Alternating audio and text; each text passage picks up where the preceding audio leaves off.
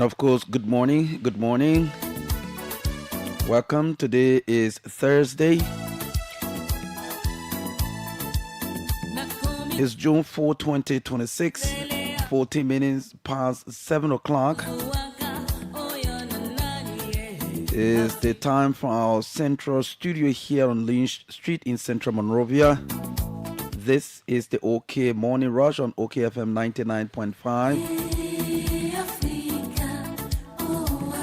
To all of you joining us this morning from wherever you are joining us, we'd love to say welcome to the show.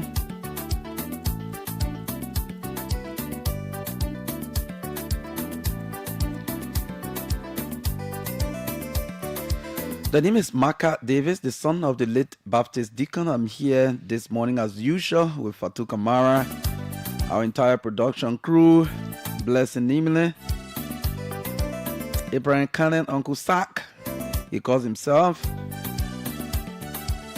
So together we ride until 10 o'clock this morning.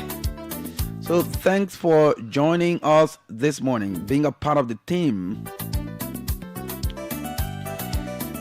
Like someone says, success doesn't come from what you do occasionally. It comes from what you do consistently. Every new day is another chance to change your story.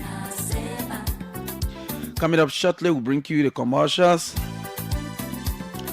regional update, and we go online to recognize some of you who are following the show this morning.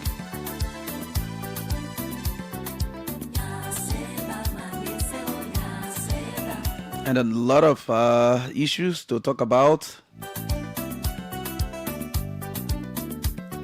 In passing up to 8. At 8, we want to play some or put some detailed look at the NIMBA audit report and reaction from stakeholders within the county. So yes, Fatu has been looking through the audit report. Myself, been looking at some part of it. We saw a reaction on Facebook from District 7 Representative Musa Belite concerning that report. Also, understand Representative Tawumbe also reacted to it as well. So by 8, we will look at all of these things, open the lines and have some interaction with you. What do you think? Others are calling on the LACC to go in straight to investigate. There have been several other reports in the country that are just being swept under the carpet. We just read through it and it is done. But that report from NIMBA is grave.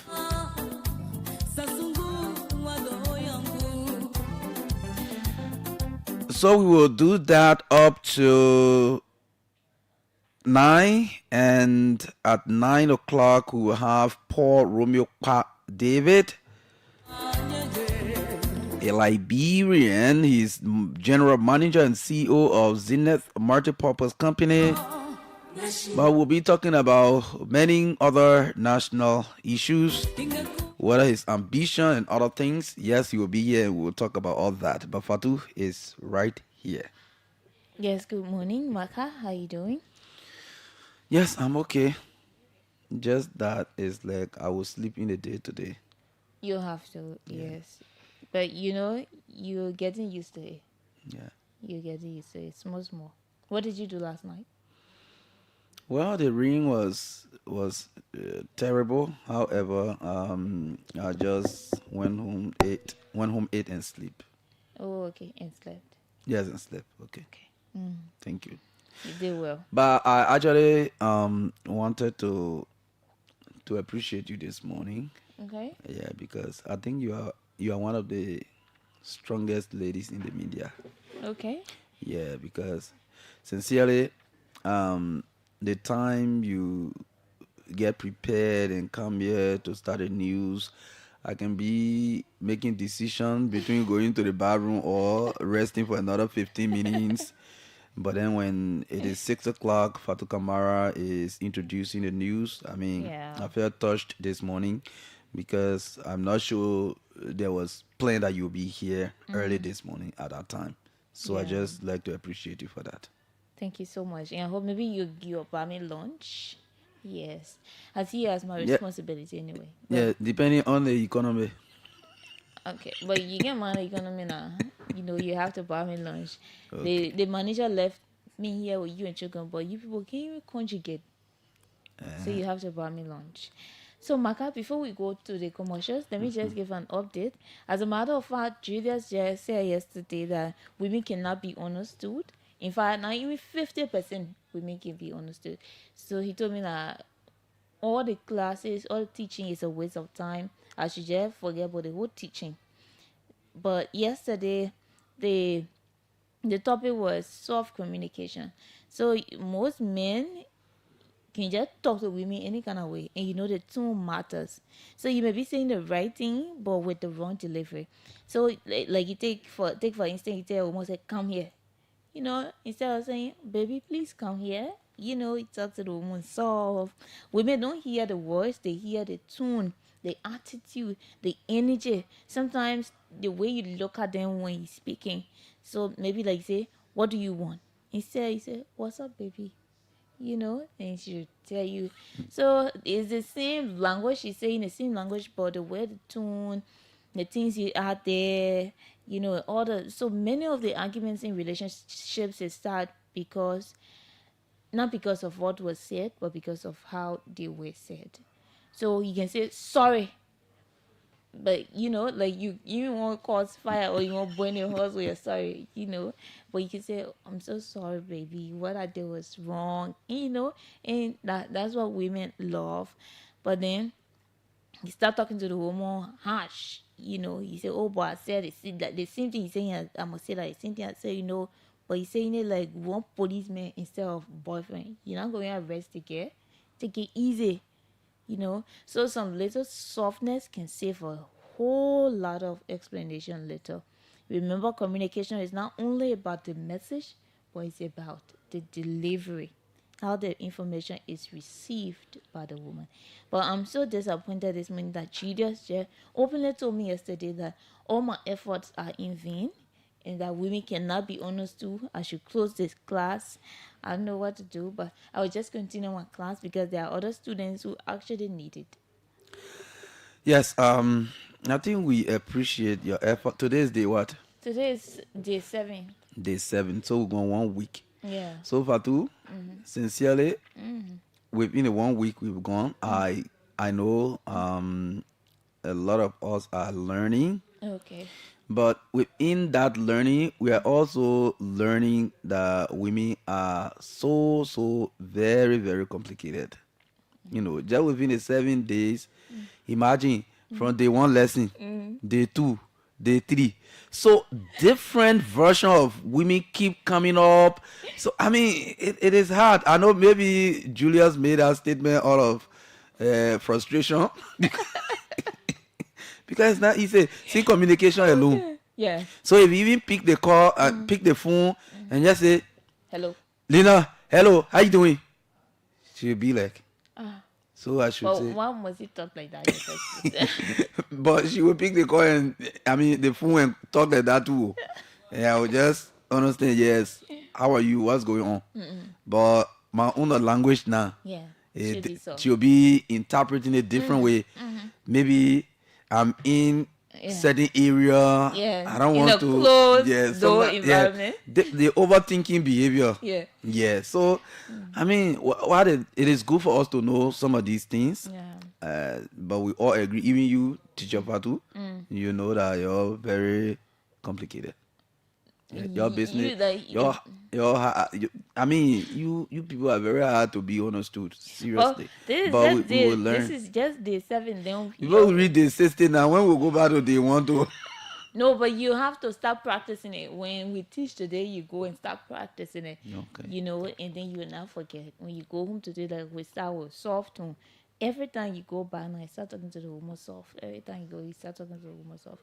And everything starts with communication.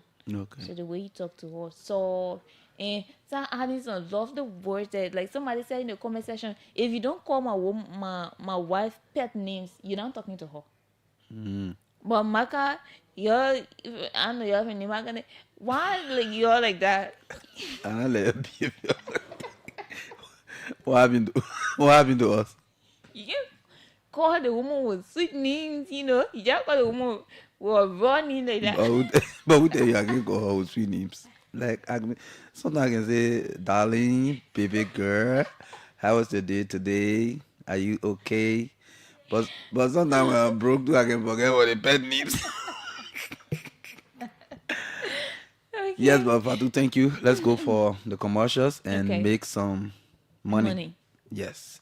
So yes, let's go for it.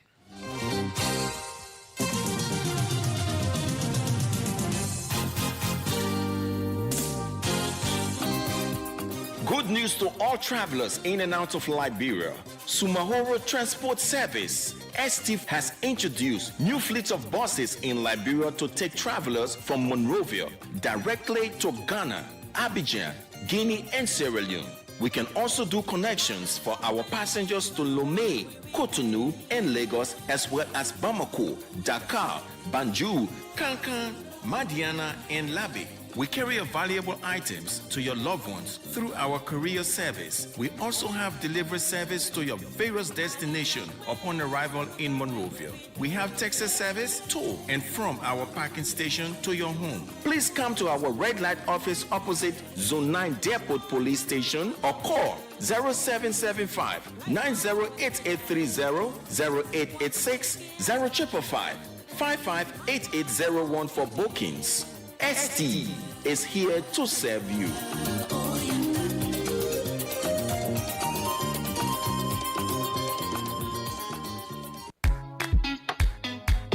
Are you ready for an electronics upgrade? Get ready for more Samsung. Hadid Electronics, your sole distributor for Samsung product in Liberia, is thrilled to let you know about our Samsung showroom in Congo Town.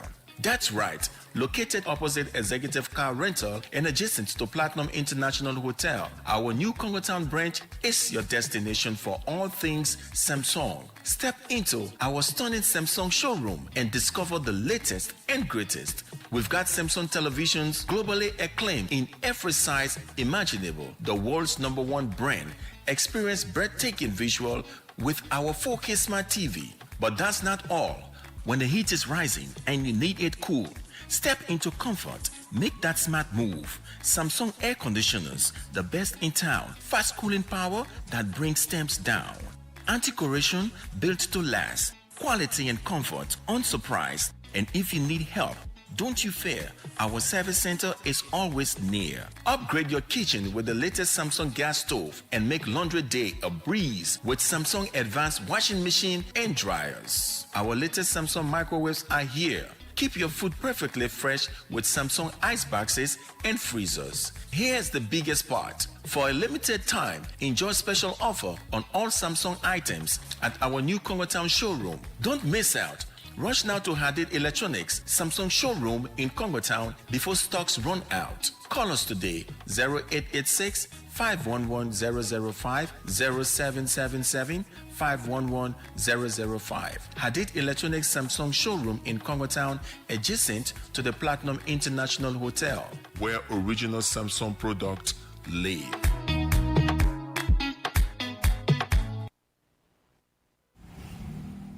Sandra, where are you going? To the next water and sewer office to pay my bills. But you live not too far from Pinsville City Hall. Yes, but water and sewer got no office in that area. Oh, so you don't hear the news yet? What news? The Liberia Water and Sewer Corporation has a new cashier center at the Pinsville City Hall where all LWSC bills can be paid daily, Monday to Friday, from 8 in the morning to 5 p.m. What? So you won't tell me I've been wasting time on this road waiting for back when I could just walk to the Pinsville City Hall to pay my water bills?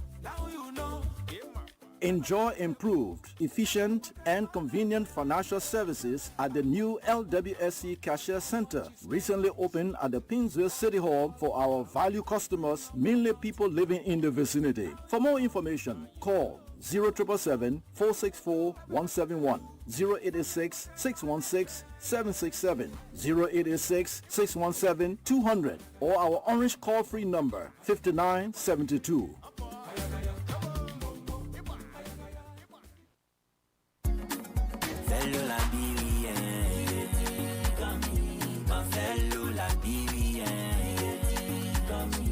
The Liberia Revenue Authority, LRA, informs all taxpayers and the general public of the ongoing registration exercise for medium and large taxpayers in preparation for the transition to the value-added tax VAT regime. The registration process includes the deployment of an electronic invoicing system in accordance with Section 55C of the Revenue Code of Liberia as amended and the Income Tax EFD regulation. All concerned taxpayers are encouraged to register online on the LRA website www.lra.gov.lr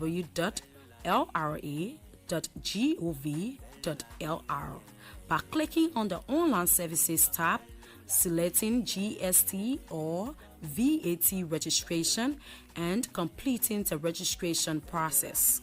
A team from the LRA will visit your premises to provide support for the registration process. Taxpayers are strongly advised to fully cooperate with the LRA registration teams to ensure successful registration and smooth deployment of the electronic invoicing system. Failure to comply with the registration requirements may result in penalties as prescribed under the amended Revenue Code, including other punitive measures. Please note that pursuant to the Liberia Tax Amendment Act of December 2025, approved on March 24, 2026, the Goods and Services Tax GST rate has been adjusted from 12% to 13% as part of efforts to facilitate a smooth transition to the value-added tax VAT system in 2027. For more information, visit the LRA website www.lra.gov.lr or call 0770 572 572. Signed, Marka P. Crote, Commissioner, Domestic Tax Department.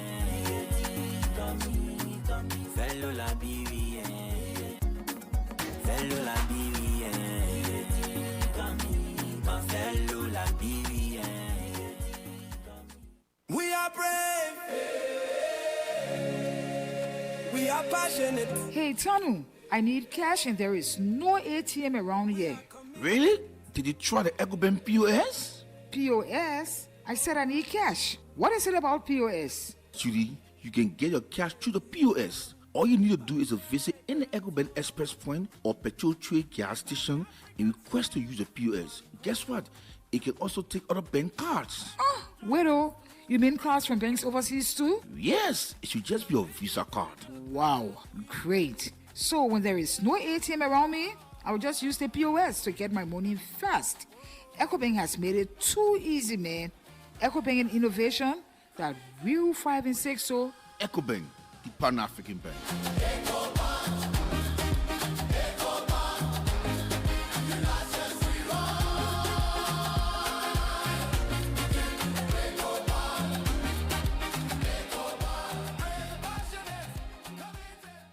Liberia. Whoa! What you are hearing so, my people? No more bluffing your friend about Ghana business or Nigeria. To go Ghana and Nigeria right now, is a jelly ice. Access code. Like my pocket. Vacation on West again. Hey, now listen to me and listen well. The GHLRB Express Transport Incorporated, Equa Station, Top of Village, where near the Simoses Funeral Home. Now, what's a year?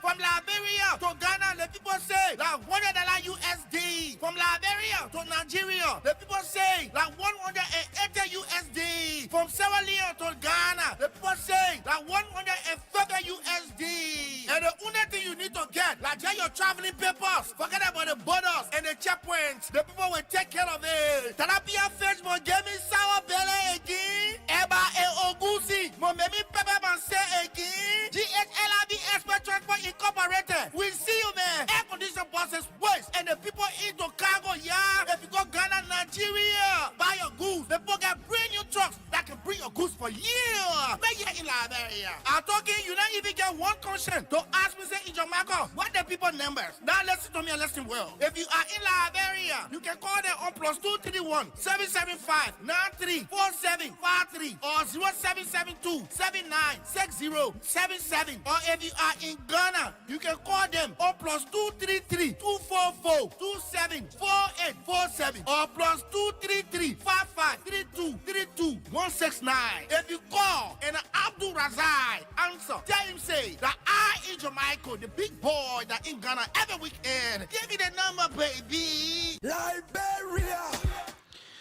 Well, welcome back. Welcome back. Thanks to our partners who are doing business with us here on the OK Money Rush and OK FM in general. So let's check if we can bring you the regional update. Let's see the latest news in the region. Our news source.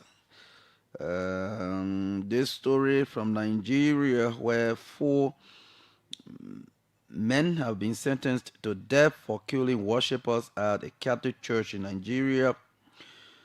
A court in Nigeria has sentenced 4 men to death for attacking a church in the west or the southwest Ondo State in 2022, in a case which sent shockwaves across the nation.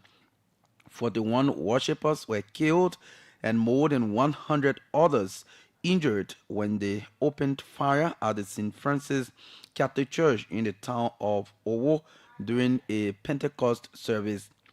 The court in the capital, Abuja, also sentenced the men Idris Abdul Malik, Omiza Akasim Idris, Jamu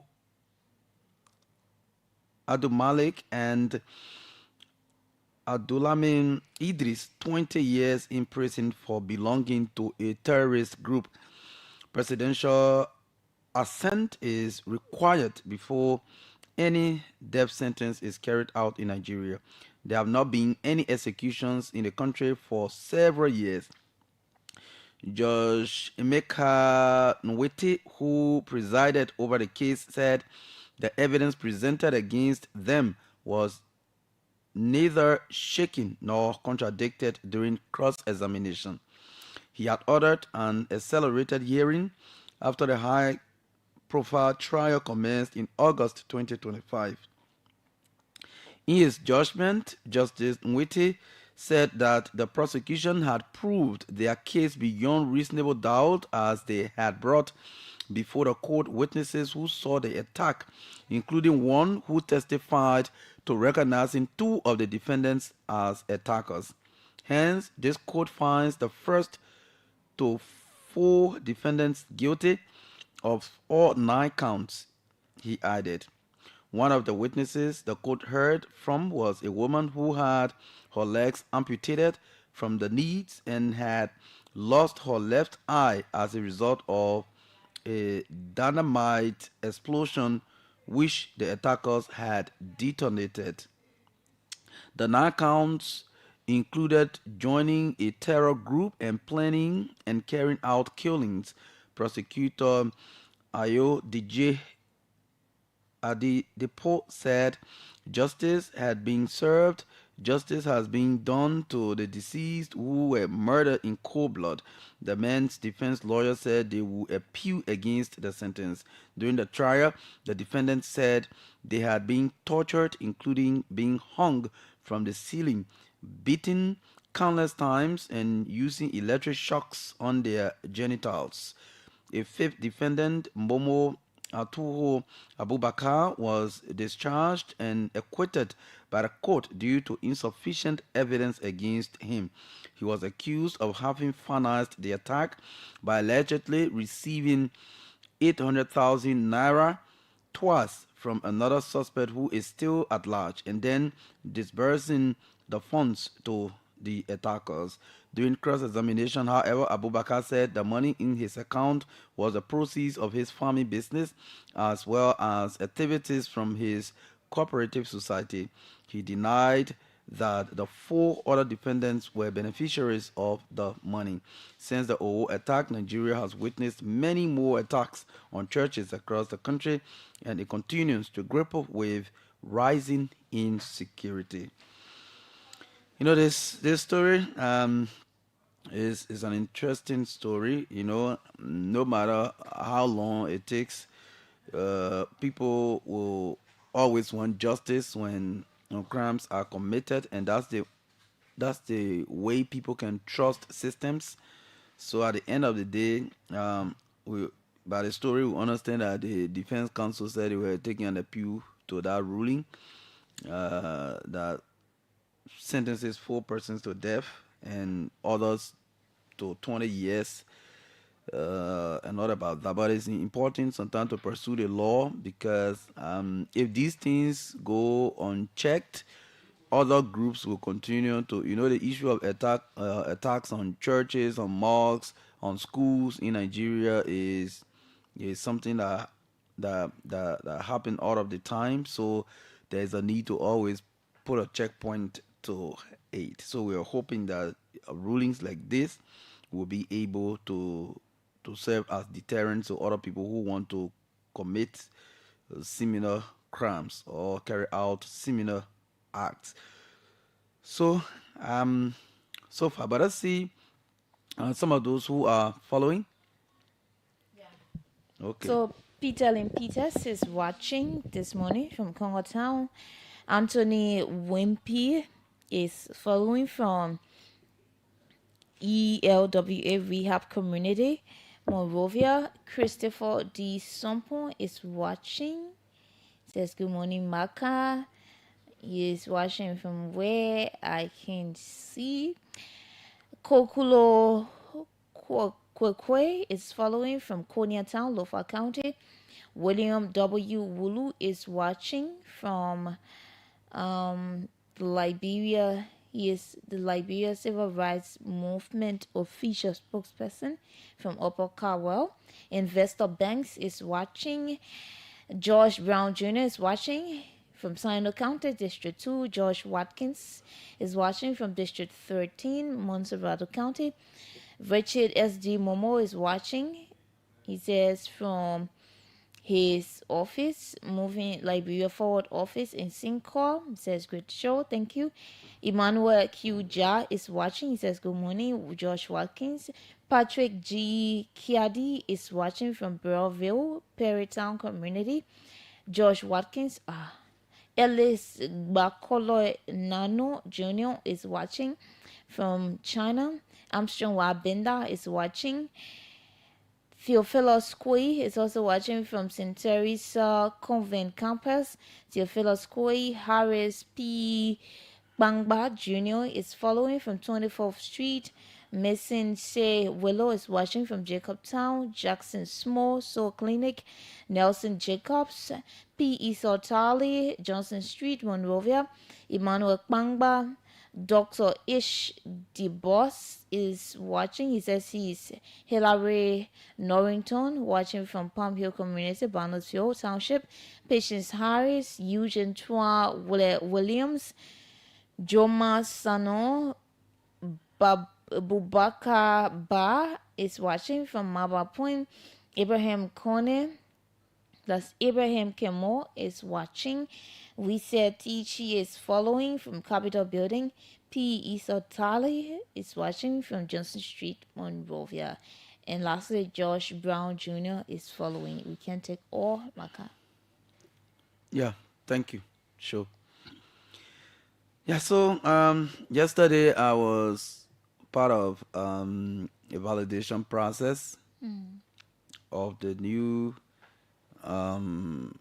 bill to amend the National Housing Authority Act, and I think it is a good initiative that the government should support, and not only the Housing Act. We know that most of these government entities around here, some of the act creating them way back like for the Housing Authority Act, that's 1960, and today we're in 2026. So as as life, evolve, as different things, new things continue to happen, there's also the need for us to update our policies to match, current day realities.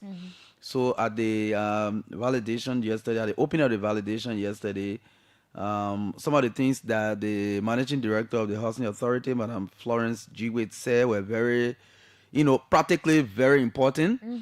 Like, for example, the 1960 Act does not give the National Housing Authority enough power or authority to be able to fully regulate like property rental, especially home rentals, for example. So it is that part that really caught my attention because couple of months ago, I said on this show on Friday. Yeah, we're here. Yes, we talk about that, right?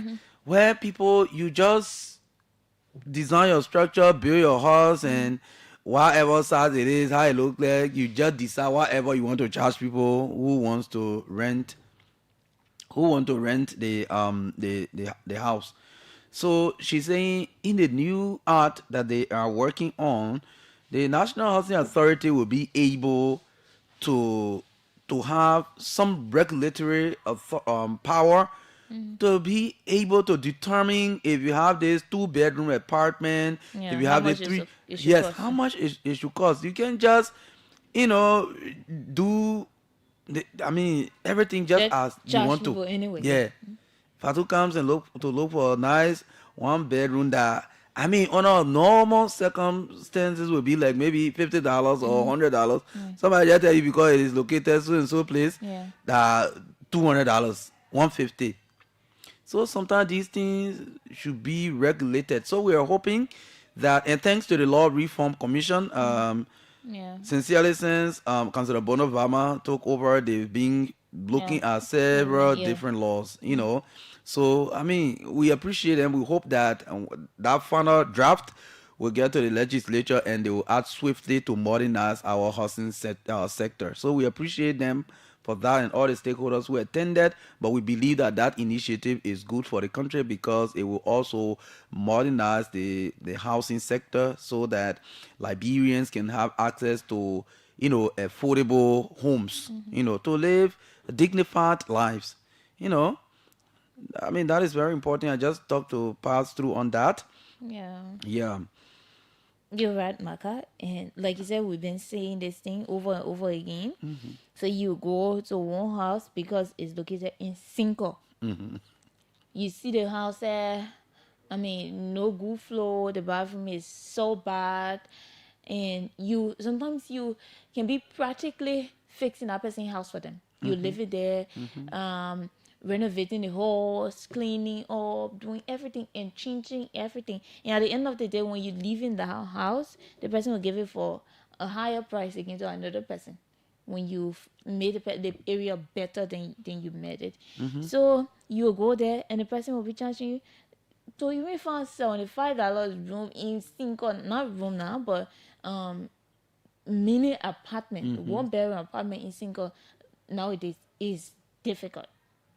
And know? and when you find one, When you find one, it's not up to standard. You'll be thinking, where my $900 went for the year? You'll be wondering. Yeah. There's no water, electricity. To even have access to electricity is a problem. And all of that. So now they will be cutting your wire whole day because the house does not even have a meter. You have to go and buy your own meter for that house. And sometimes the zinc, the roof is leaking. You have to practically re-roof the entire house so that you can just have a peaceful, stay in the place while you're there.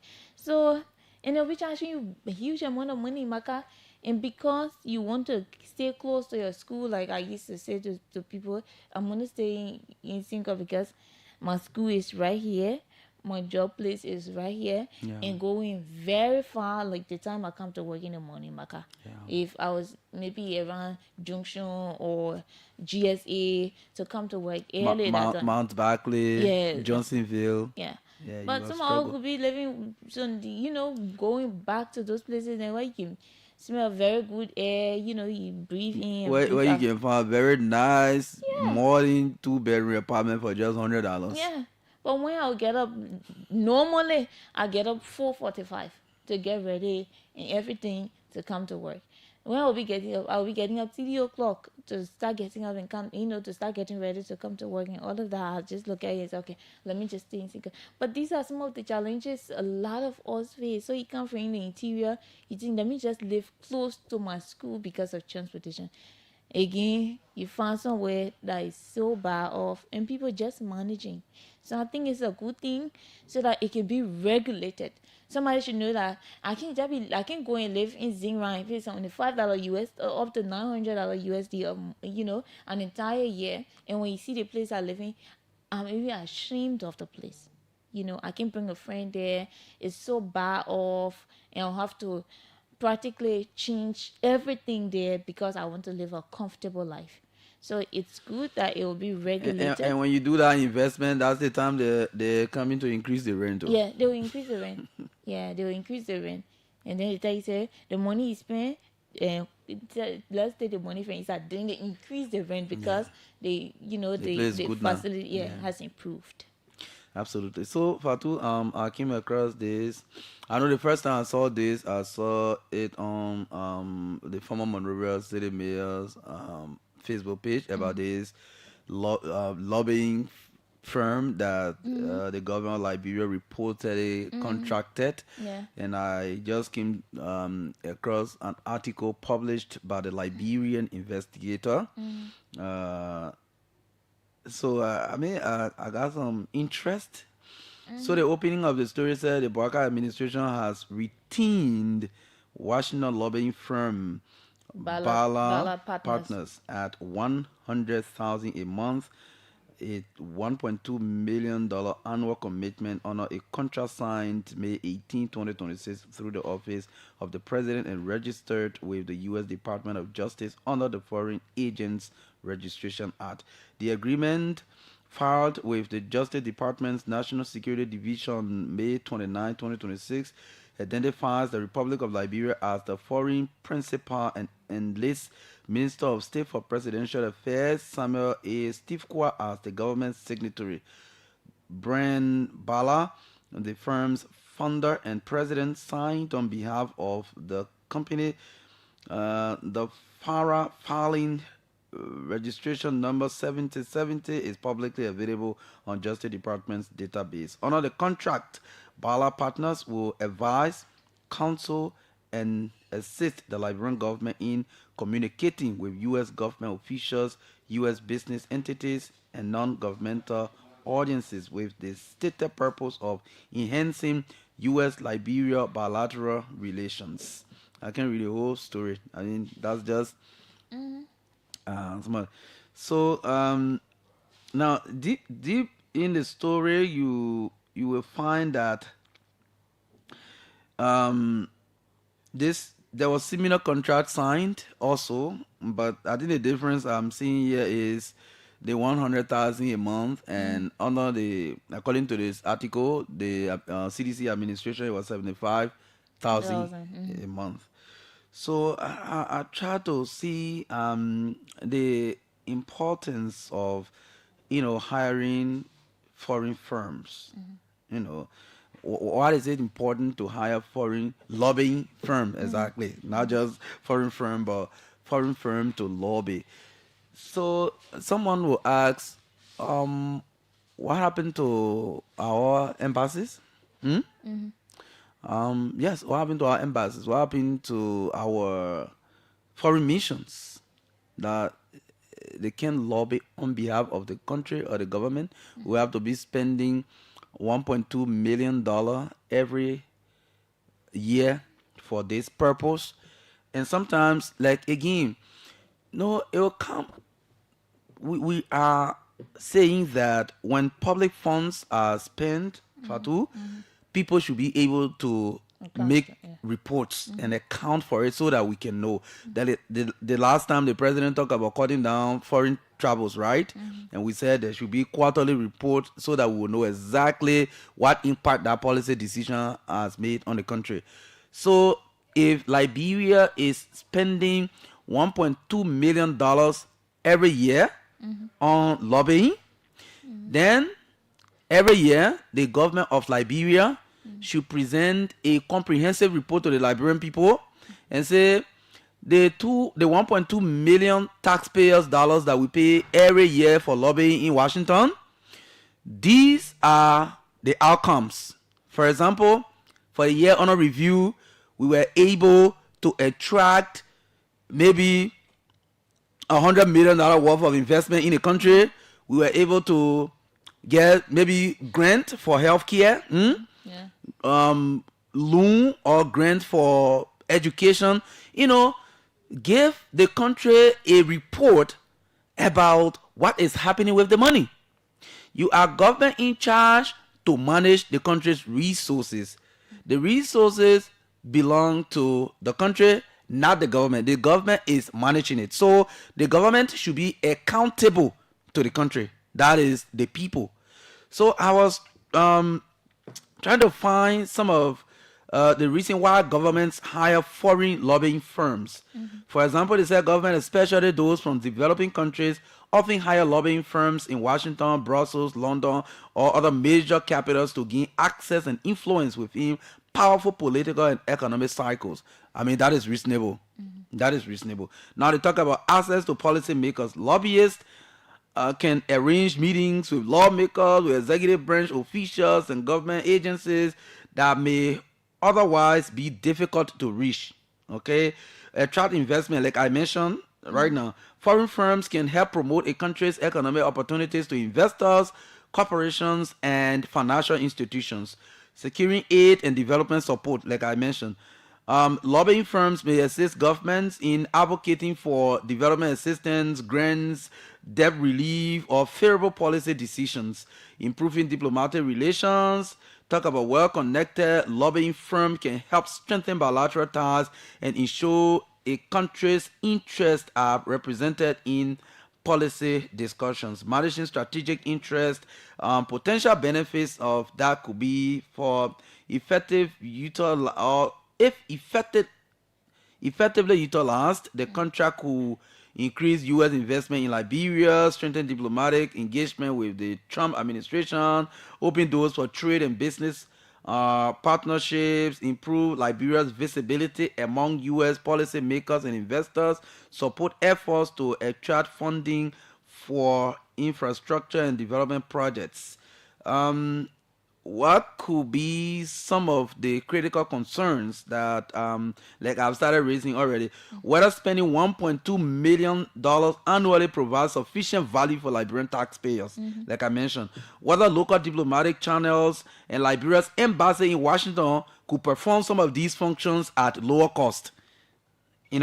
Whether procurement rules were fully followed during the course of these negotiations because of contract, whether the contract outcomes can be measured transparently, and like I mentioned, whether the government will be able to tell us annually what impact this contract have had on the country. Now, so the decision reflects a common strategy used by many governments, which we agree. The thing is, accountability, transparency. So government is not just taking $1.2 million and just dumping it in Washington, and then at the end of the year, all we know is on paper, we read it in the newspaper that the government got some kind of contract for lobbying in Washington, and the government is spending $1.2 million there. That all we know, that's all. So I think very importantly, the government should be able to give account of how they use the country's resources. Okay, so we're in modern world now, the 21st century. We agree all of the reasons we listed, to be able to, be in policy maker cycle, investor cycle, make it easier for the government to be able to reach certain places. And the benefit we expect will be like, for example, attracting investors to the country, bringing in new companies that can employ the jobless people in the country. But again, we must measure the impact of our money. Okay, we must measure. We can only do that by the government giving us annual comprehensive report on that contract, because If nothing of such is done, that's how come people will start calling you corrupt. That's how come people will start, speculating or making up their own stories. Because once you don't have information, you have to find information. So the government should be able to provide annual comprehensive report to the Liberian people about what they are doing with the $1.2 million lobbying contract in Washington.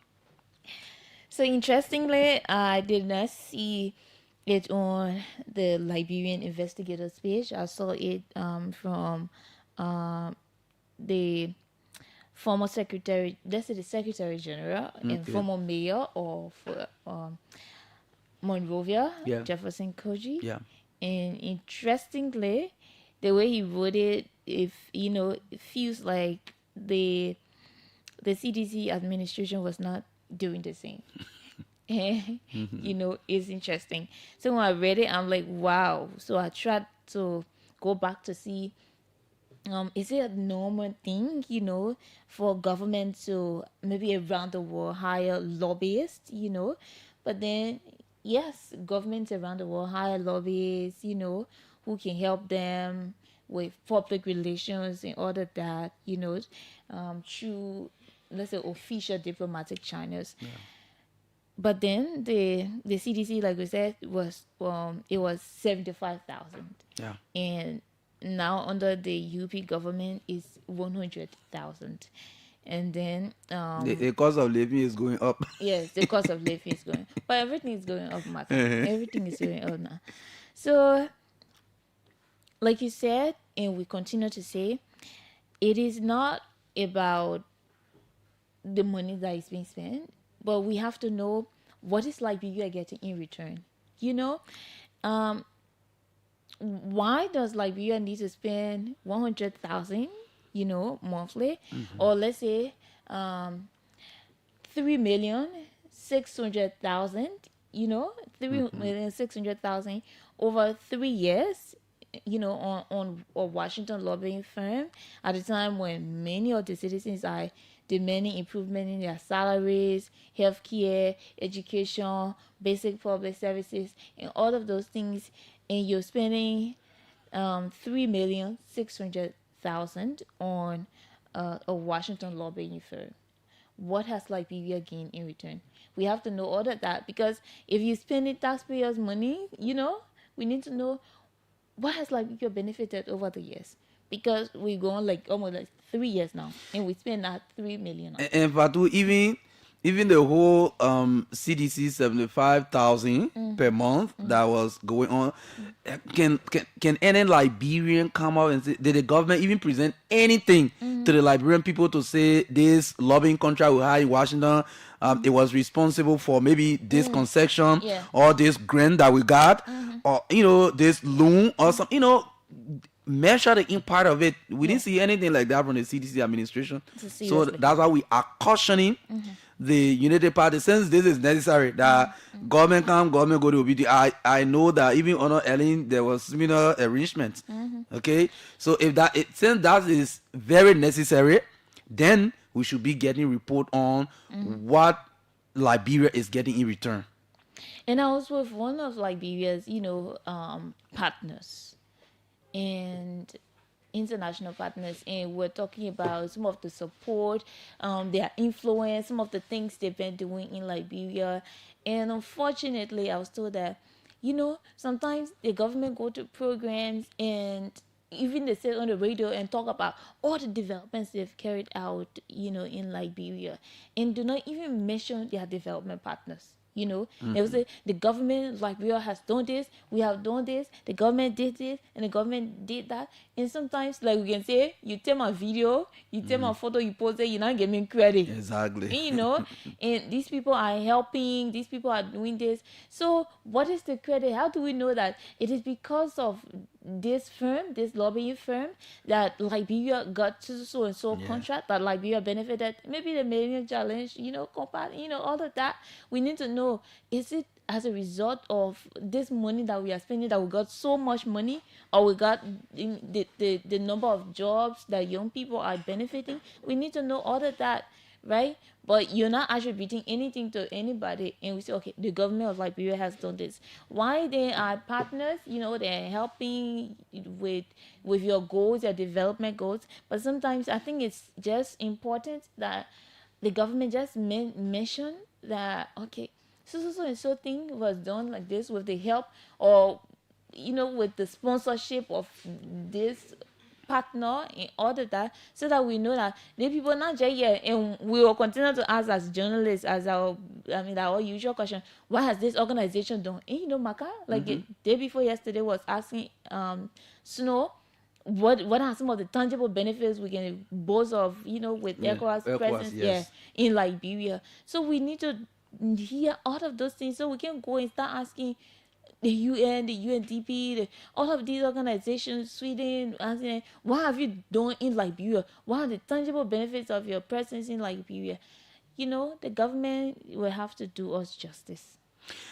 Yeah, so we can talk about accountability like it's a kind of just song that we sing. Yeah. Say, oh yes, the government remains, because like I said before, this administration, all of their press statements, if you go there, you will see government remains committed. The commitment that the government get, easy. Yeah. They committed. The president is committed. Yeah. So we have a representative committed. they're very committed. Yeah, everything is committed. I'm taking note of that thing, Fatu. Yeah, everything is committed. They are very committed. Now, we can just sing, oh yes, the president remains committed to the principles of accountability and transparency. These things should not just be words. It should be action. Okay. So, reporting, when sometimes you go to some workshops and people talk about reporting. The last time I was with these teacher association people, when they were having a groundbreaking, and the central bank representative Doyen Moba, who spoke there, talked about we are helping them to set up a reporting system. Now, reporting system, it is very important because it shows that accountability, what you're committed to. It will show it, because if you say the government is committed to transparency and accountability, at the end of every year, this government that is committed to to these principles will give the Liberian people, you can publish it. You can publish it. Or they get executive hunt, that one magazine from the executive mansion. You can publish that whole report inside there, we'll get it and read it. You understand? So that accountability should be that the $1.2 million that we are paying every year in Washington, that is report here, because this is what the firm did for the period. So that's the accountability we're talking about. So we can know. It coming on like that was secret. Yeah, you understand? Yeah, like that's secret. Yeah. I mean, yeah. So you'll be able to be committed to that accountability. Yeah, committed to where telling us. Where every year, maybe in January like that, we can find a report somewhere, say, well, this is what happened this year with this contract we have. So we were able to maybe extract some kind of, even if a mineral mining company, say, oh, our lobbyists were able to negotiate with this company, and we are able to get an investment of even a 200 million, say, we would say, yes, something is happening from our money. But then we have to weigh, the benefits as well. Yeah. If we are paying 3.6 million, in 3 years, and we're not getting the worth, of the money we've paid to the firm, why continue it then? We have to be considering. So like, for example, if the reports are coming, we can go through the report and see that, but I mean, there's nothing in this thing. So through the legislature engagement with the executive, we can say, let's cancel this thing. It is of no use. You understand? It is of no use. So because sometimes when these things are happening and you are not providing these accountability measures, Liberian people will sit in a lay corner and say, you'll take that 1.2 million, you're divided, you're lying to us, you're giving it to one company in America to be talking for us, to be engaging politicians for us, to be engaging investors for us, but we can't see anything. So we conclude that you just put our money there, you're dividing it among yourselves. And so you see, these are some of the reason why accountability and reporting on these things are very important, because if you don't do that, somebody will sit in a corner and just conclude that, well, the president, especially on the Ministry of State, the president and his ministers into his own ministry, the executive mansion, every year they can take 1.2 million out and divide it. Yeah. In the name of they paying some lobbying firm in the United States. So And this is a problem, Marka. You know, I had a similar experience recently, but on a story I'm working on, and this story has been it has taken me a long time now because of the investigation, and it is only because the relevant authorities or the requisite authorities are not speaking. So I went to a lady. I had to travel to Margibi County to do further investigation on my latest report, and I went to one of the persons, the characters of my story, to talk to the lady, and some of the things she explained to me, I'm like, wow, there have been a lot of improvements. And I asked her, why are you people not saying this? I've been running behind you. And the woman was, literally running away from me. She stopped speaking to me. When I'm texting her, she don't want to talk to me. You want to call her, she will not answer my calls.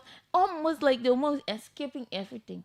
At the end of the day, when I managed to get to her, and when she explained to me some of the development, some of the goods that have been done, and I'm like, why were you running away from me? Like, and when you are doing great. yeah, when you are doing great, I mean, progress is step by step. It's not an event. And she said it's because you're the journalist then. The way you can report.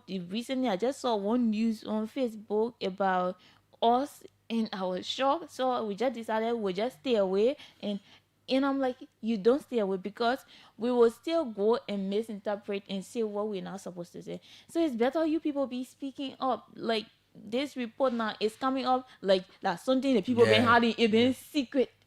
You know, when maybe there have been some benefits, we've got Of some course. benefits. Yes, you know, but let the government just talk about it, bring it to light, and then we can say, okay, in as much as the benefits, I mean, do not equate to the monies we're spending, but at least the government is transparent, the government is accountable, they've brought it to light, and we don't have to go and dig behind them to know what they had in, what's under their sleeves. That's it, Marka. Yes, sure. So we will just go to Nimba now, and then after that we just open the line, and then we can have conversation with our followers here. You know, like I said, we are concerned about this audit report from the county, and like other lawmakers are doing or other stakeholders are doing, we are also demanding that if it requires that a superintendent or any authority in the county, or maybe it is the county authority headed by the superintendent that is supposed to write the LACC officially, then superintendent call me up and go, no, you have to do that. Because like we have said, we don't want audit report to be there. Oh yeah, that document guys what Justin and Jeff facing. Then when people go to read it, they say, oh 75,000 just go like that. And then we lay it and we're done with it. And you just mentioned Gaswa Jackson, so today is his birthday. Oh, okay. Yes, happy birthday, P. Gaswa Jackson, Auditor General of the Republic of Liberia. Happy birthday. Okay. A big one from Adame Taylor and another one from us. Okay, yes. Yeah. Happy birthday, Chief. The Auditor General of the Republic of Liberia. Yes. So, and I mean, sincerely, not because it's his birthday, but they have been very, very proactive with the audits. Really, a lot of institutions are being audited. These audit reports are there, so we just need to go and be bringing them out one by one. Okay, and be bringing them out one by one. This NIMBA audit report, for example, key findings, abundant and incomplete development projects. One of the most serious findings concerns development projects funded through county resources. Auditors identified 9 projects across the county valued at more than $735,000 that were either abandoned or left incomplete long after contractual deadlines. Then the report concludes that monitoring and oversight mechanisms were weak, resulting in poor project. Why pressing on the Yeah. You know the way Judas can go in a small voice when you get disappointed with certain things. Yeah. Very weak. Resulting in poor project execution and failure to deliver promised services to communities. Questionable spare parts contract. The audit reportedly found irregularities in a contract involving the purchase of spare parts. Auditors flagged a shortfall of approximately US $335,000 in relation to that contract. Okay, documentation and accountability records were reportedly insufficient to verify how the funds were utilized and whether the county received full value for money. Major financial discrepancies. The GSC identified substantial inconsistencies in the county's financial records. Auditors reported unexplained variances exceeding US $5 million between different financial records and reporting systems. These discrepancies raised concerns about the reliability and integrity of the county's accounting and reporting processes. Payments without supporting documents. A recurring issue throughout the audit was inadequate documentation. Recurring means every aspect of the audit, they were not documented to support the spending they were doing. The money needed was there, but where had the proof that you actually used the money for this purpose? No proof. Millions of dollars in expenditures were allegedly made without invoices, receipts, contracts, payment vouchers, completion certificates, or other supporting records. Because of the missing documentation, auditors were unable to verify whether several payments were legitimate and properly authorized. Procurement violations. The audit highlighted numerous breaches of procurement regulations. Among the issues cited were contracts awarded without proper competitive bidding, missing procurement plans, imagine, weak contract management, lack of evidence that contractors met contractual obligations before payment were made. These weaknesses increase the risk of waste, fraud, and favoritism in the use of public funds. They talk about weak internal controls again. The report found deficiencies in governance and financial oversight structures. These include inadequate record-keeping systems, poor asset management, weak monitoring and evaluation procedures, failure to maintain complete financial records, lack of effective mechanisms to ensure accountability for public resources. That Nelson Kokoy was superintendent of Nima County during the period honor review. Nelson Kokoy, I think he used to be kickball coach or something, some kind of sports person. That what we knew him for. Yeah, but he was made superintendent of the county. That's how he managed the county that GSC telling also. Concerns over fuel and operational expenditure. Auditors also question certain operational expenditures. Some fuel oil purchases and related expenses reportedly lack adequate usage logs and supporting records. When they say, listen, they're book business we can be playing with. Well, we're going to school, we'll go, we do the high school, we'll go do the bachelor, we'll go do the master. Some people still get PhD in a country. But guess what?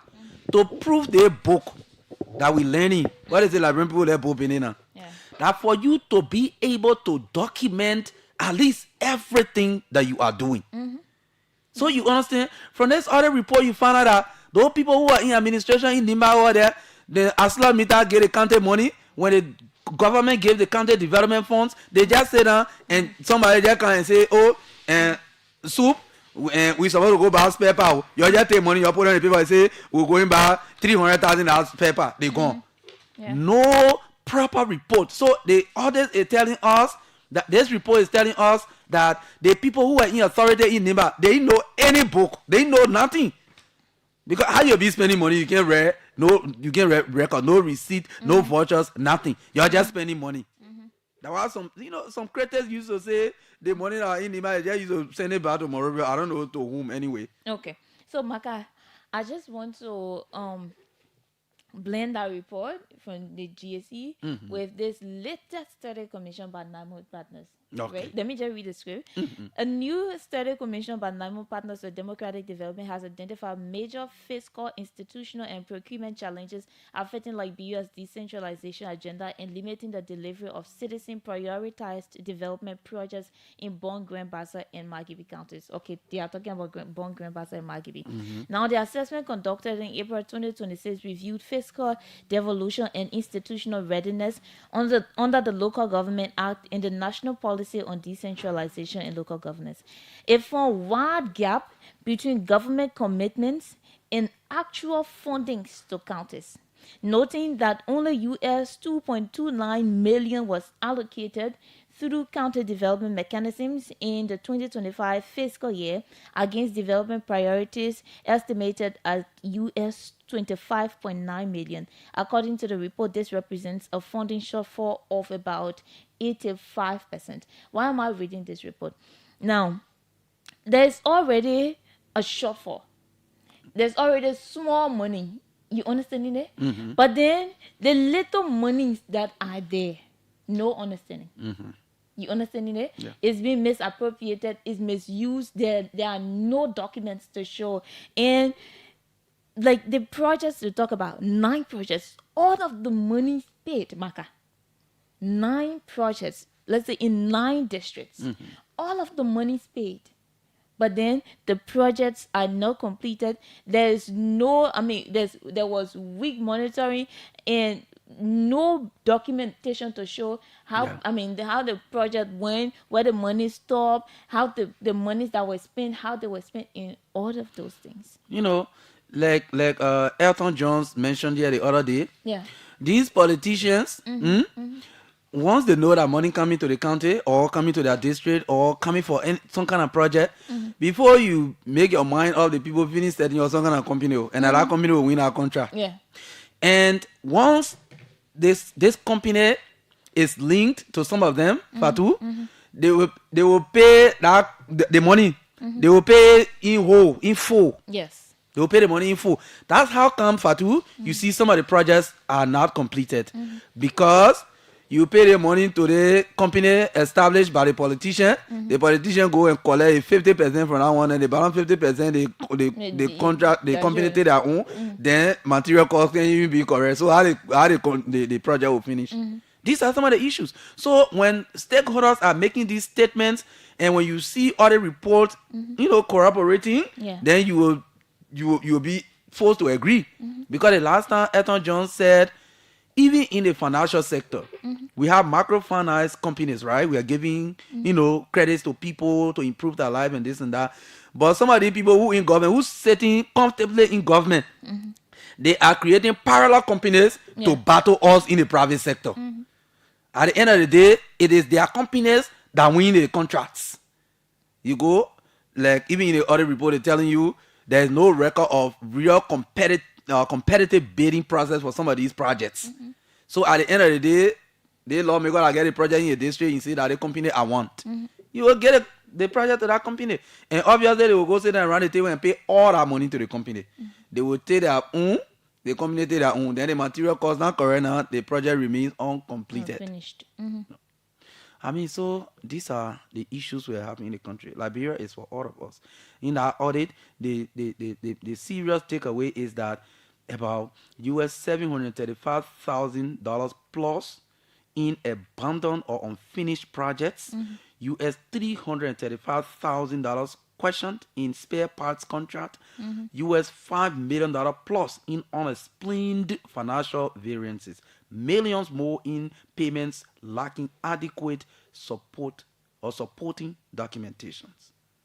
So at the end of the day, people would say, so Fatu, I want to go and find what Honorable Benedict wrote. Yes. Yes, let me find it. Then maybe we can use the remaining 30 minutes for course. Yes, exactly. That's what we will do. Yeah. So that other report, I want to respond to the audit. Good. This is it. He wrote it 13 hours ago. It is in a press statement. He got it. He said, my response to the audit of the Nimba County Administration 2018 to 2023. I fully concur with the statement of Honorable Ta Wongbe, and I believe his position must mark the beginning of a serious demand for accountability in Nimba County. Let me first commend the current Nimba County administration for requesting this audit. For the record, it was the current administration headed by Koumi Apegono that wrote the General Auditing Commission to conduct a full-scale audit of the past county administration. Now, we continue with our reading. But let me be clear, Honorability says, this audit exposes a serious failure of accountability. For more than US $12 million of county resources to be expended without proper accountability is not a small administrative mistake, it is unacceptable. It is a betrayal of public trust. It is an insult to the ordinary people of Nimba County who continue to live without roads, clinics, schools, water, jobs, and basic services. This matter cannot be reduced to a few individuals in the county administration. The responsibility goes deeper. It includes those who managed the affairs of the county, those who supervised the process, and those who sat in positions of authority while county resources were being spent without proper accountability. The former managers of the county must account. The former county leadership must account. The legislative caucus that exercised influence and control over county matters during that period must account. And any member of the legislature who served as a consultant to county structures also, or while also exercising public oversight, must answer for that clear conflict of interest and ethical violation. You cannot be referee, player, and beneficiary at the same time. Benedict continues, those who beat the drums of transparency across Liberia must now submit themselves to transparency. Those who speak loudly about fairness must now face the fairness of accountability. Those who managed public resources must now explain what happened to the people's money. This is how democracy is built. We do not build democracy by hiding corruption. We do not build democracy by protecting friends. We do not build democracy by allowing public officials to walk away from questionable stewardship without answering to the people. I therefore call on the proper authorities to take this audit seriously. Where the audit shows misuse, abuse, conflict of interest, or violation of law, the necessary legal and administrative actions must follow. Audit without action is only paperwork. Accountability must have consequences. At the same time, I must make it clear that accountability cannot stop at 2023. Nearly 3 years into the current administration, Nimba County and other counties must also be audited. There must be annual audits of county funds. The people of Nimba deserve to know how much money has come to the county since 2024, how it was spent, who approved the spending, and what the county received in return. For years, Nimba was told that it was not receiving its fair share. Now the question is simple. Whatever Nimba received, where did it go? The people deserve answers. I call on the superintendent of Nimba County, the Ministry of Local Government, even though it's Internal Affairs, and the Nimba County Legislative Caucus to ensure full disclosure, regular audits, and complete accountability for county resources. Let this audit be the beginning of a new standard. No cover-up, no selective justice, no political protection, no sacred cows. Public money belongs to the people. Anyone who managed it must account for it. Musa Azambility, District number 7, Nimba County. And I saw I'll just read 2 lines from Taiwan. He said, mismanagement, millions missing in abandoned projects. The people of Nimba were robbed. The truth about Nimba's development funds 2018 to 2023. I've roughly reviewed the Auditor General's report regarding the mismanagement of Nimba's Social Development Fund and County Development Fund from 2018 to 2023, and every Liberian, especially Nimbayans, should be furious and disgusted. Plain and simple, those in power stole from our people, mismanaged and bled the resources meant for our people. And lastly, he said, accountability delayed is accountability denied. Maka were here and I was talking and saying I want to see Bonkate on the report, right? And the same thing Musa is saying he wants to see the same thing, seeing reports from other counties so that we can know where our monies went. Maka. That's it. Yes. So we'll take some calls. Yeah. I'll take some. We need to name some of the people who are in power. That's what I'm trying to do. But the superintendent was Nelson Kokwe. Yeah. Uh, yes, Nelson Kokwe was the superintendent. So, folks, call. Let's talk about it. This is the OK Morning Rush here on OKFM 99.5. Marka Davis and Fatu Kamara here. Join us by phone 0777-700-995, 0777-700-995, 0555-995-995. These are the numbers you can call and participate with us here on the show this morning. So let's take some calls. This one right here. Please stay away from your monitor, please. Sorry, Fatu. Go ahead. Good morning. This is Godwin Ware Jr. I'm Johnny from the car web this morning. Okay. Well, firstly, I want to, say thank you to you guys for the talking points. Marka, thanks for the report that you read from Nima County. And we're talking about 12 million, right? 12 million. Similar report from Bapolu County where, project completion, report came up, public work minister signed, minister of finance signed, but there was nothing done in Bapolu County. The money was spent. But there are several of these cases. I want to say thank you to the Auditor General and his birthday today, happy birthday to him. All these things we need to flag them. The good thing about it, I could be wrong, but it is you and Fatu I'm hearing, on the big platform flagging these things. Unless for the other big, guys, maybe a boss, two bosses, I haven't heard it, and I could be wrong. But I haven't heard them flag these things. The former administration are implicated. But let me say, you asked a question about the lobbying thing, right? Yeah.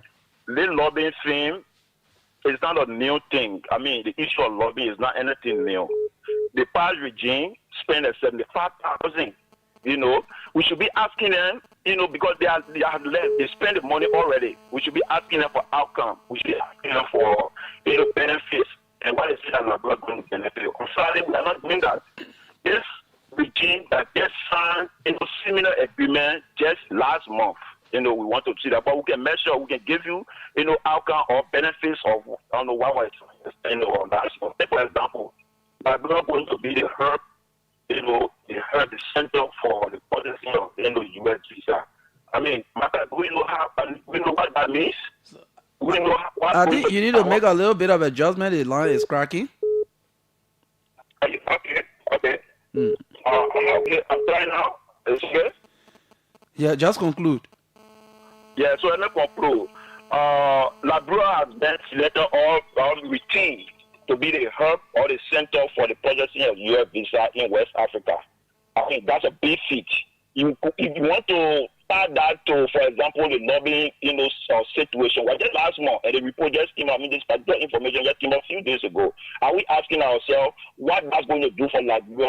What's going to do to the economy? Those nationals of other countries that will be coming to Liberia to process that, whether for 2-3 days or a week, the money they're going to spend in our local economy. So there are different benefits we're going to get. And you are right. The issue of accountability is key, and that's why we should be looking at the past regime, and especially with all the reports that are coming. Let's try to ask the hard questions so that we know exactly moving forward. So this my administration is going to do similar thing. That's why we talk about commitment. This government is committed, of course.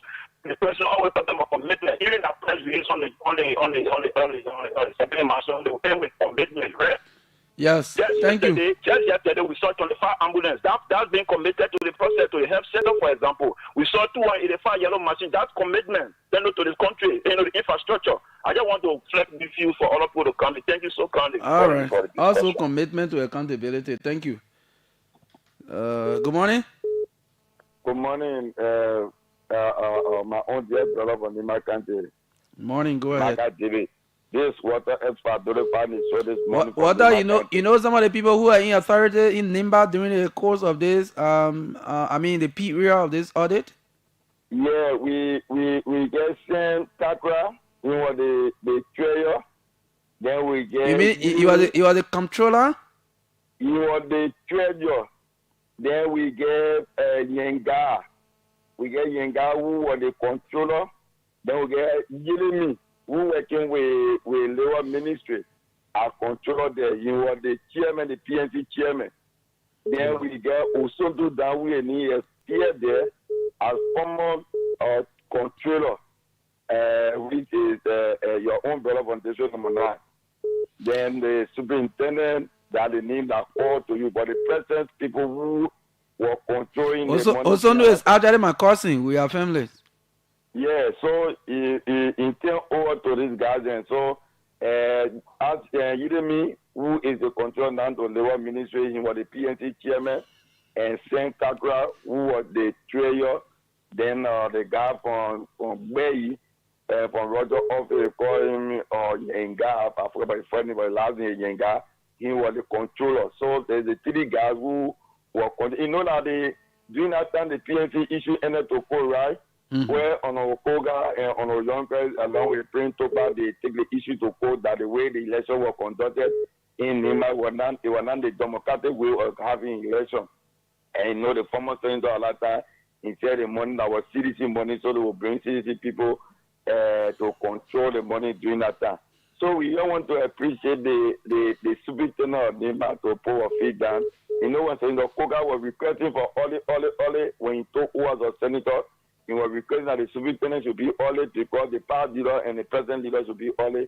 In the candidate who was looking at Senator Koga as that person in Nima during that period. Now the Ole report has come up.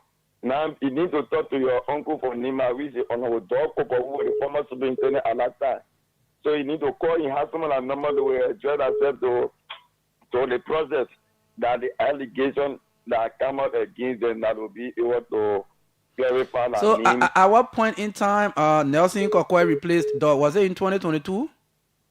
It was in 2022, you know, when CC took over on our Copa was superintendent for 2 years, about 1.5 years. Okay. When Nelson Kokwe came and took over for him. So that is the reason he needs a peer in all the reports. Okay. So on ground that you can check on them, they will explain that to you. So we look up to the law to take us forth. So we're waiting to see how best it will work out. Thank you very much.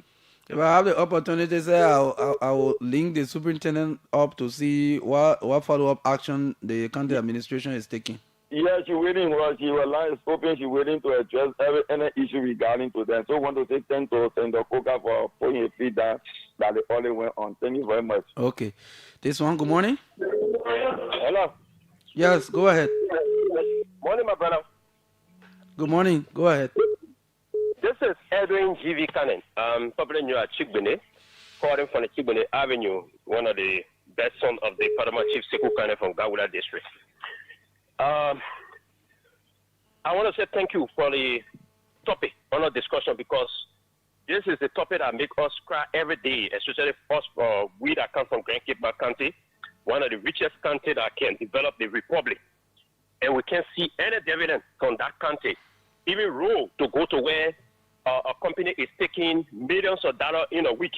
There's no road going there. We, the citizens, live in agile property. And anytime from now, we may be worrying about earthquake and other things because we got yellow machines and other things running underground, like from Broadway to Ray Light. So what happened to our country after that resource is gone? So people will sit down and if the companies allocate some money, they just form a company, and at the end of the day, they go and collect that resources where we, the citizens, remain in this country with poverty. And at the end of the day, when this country crash, it become our problem, and it will be going to London and America to buy our homes and live there. I've been to Irisland. I saw mining area, but these places are having places that people mine in Europe. These places are having it's developed, well developed. You can see the dividend of the mining.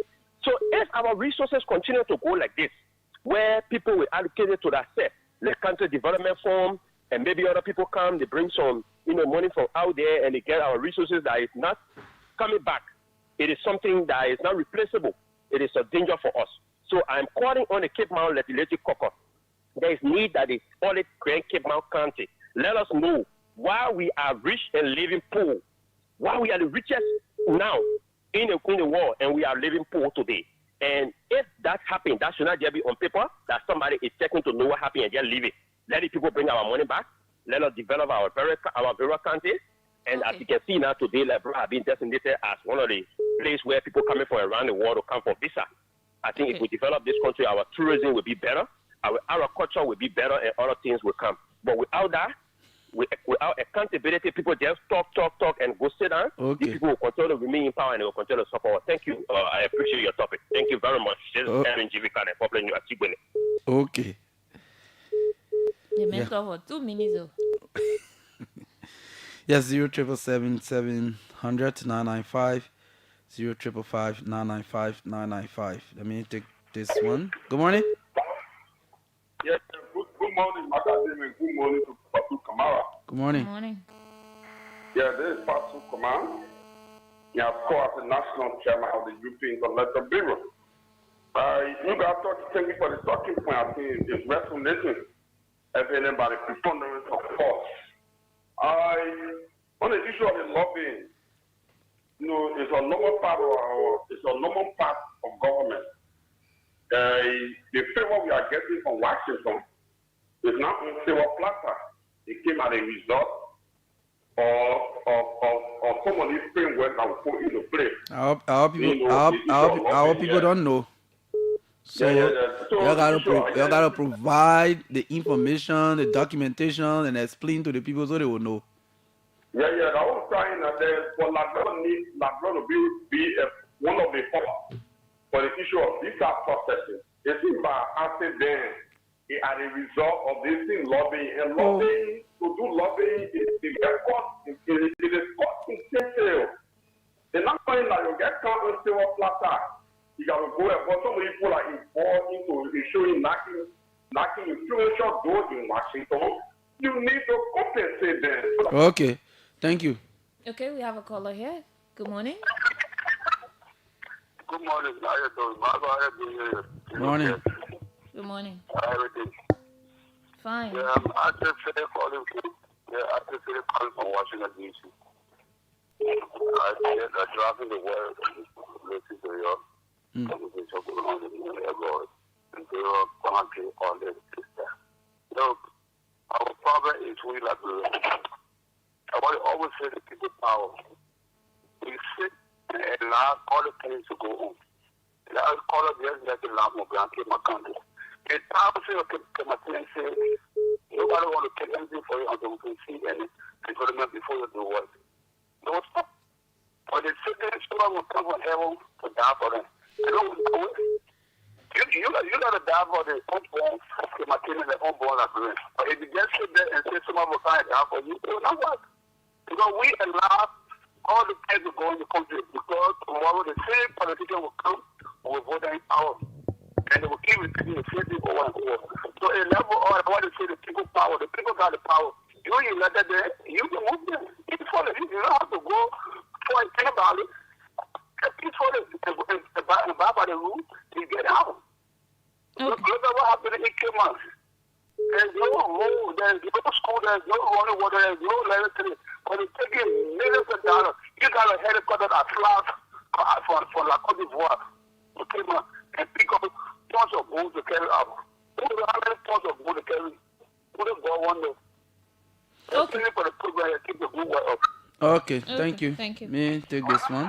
Good morning. Good morning, Marka, and good morning to Fatu. Good morning. Go ahead. Thank you. Josiah Smoke calling from Belt, members of the United Party Electoral Bureau. You know, Marka had discussed, but two things caught my attention quickly. One got to do with lobbying issues. Thank you for explaining some details about lobbying issues. Because we have been really missing. Your line is cracking. You have to make some. Good morning. Am I clear now? Okay, go ahead. All right. Like I was saying, I said thank you. But wait, some of the lobbying issues. No. Like I said, in the previous word, no one may go free.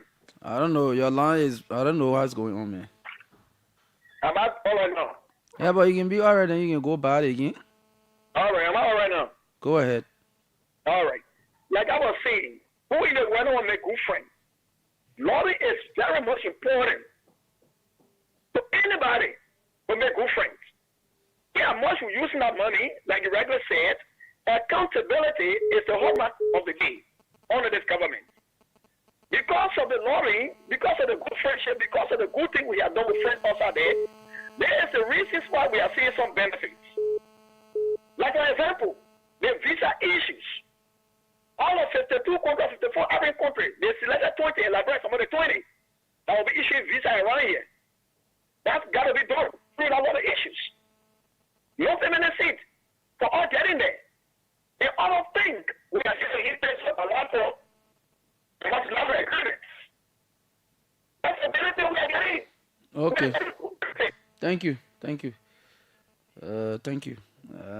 LRRC report to President Boakai that there are 140,000 Burkinabe nationals currently residing in Grand Jide and River G counties. Just two counties, 140,000 according to LRRC.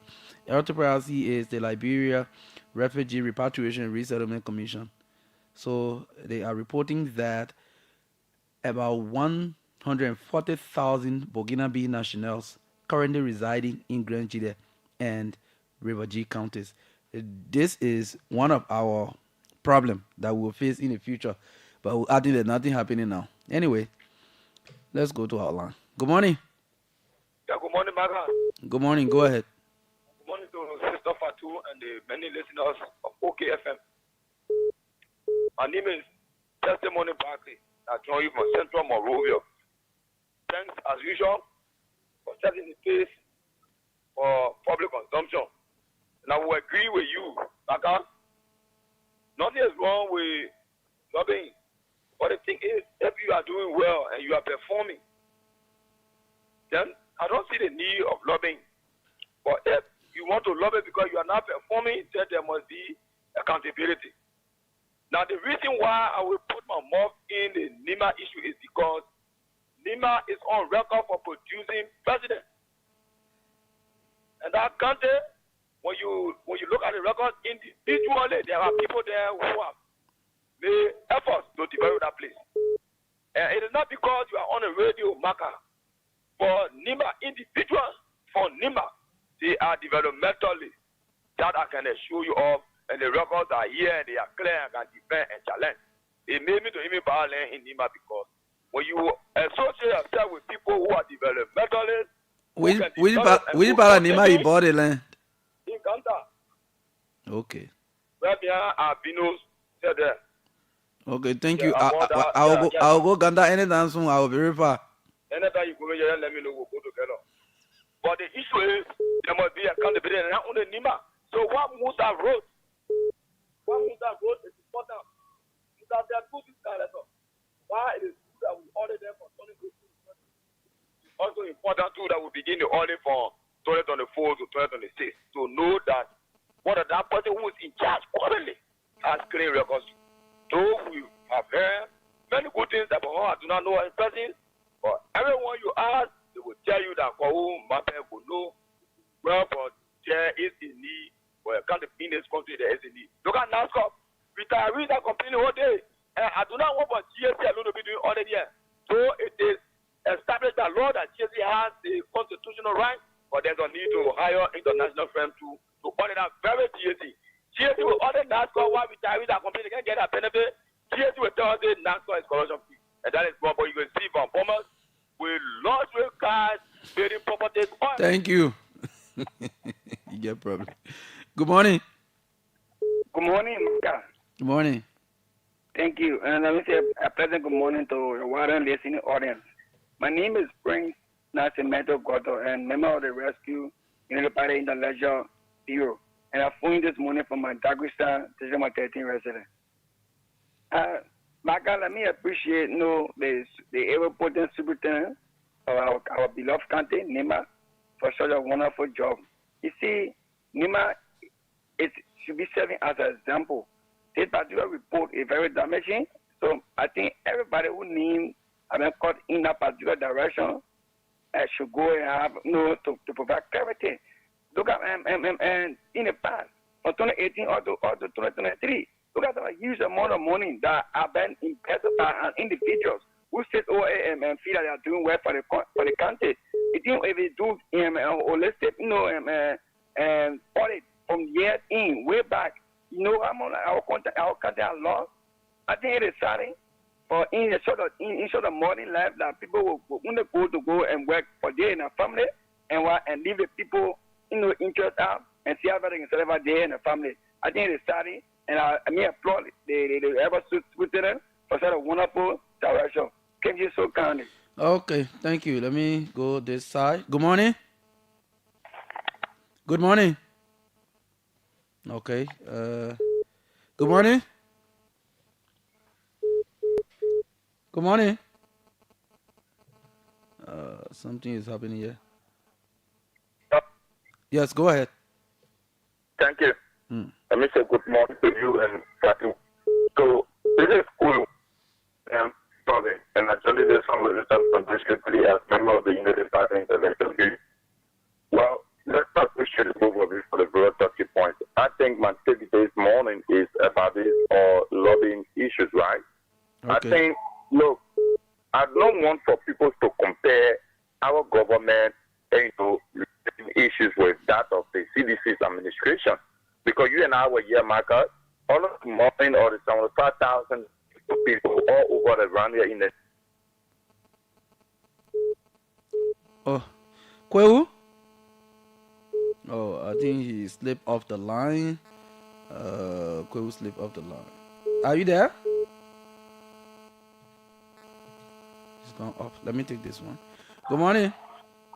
Good morning, Marka. Good morning. Go ahead.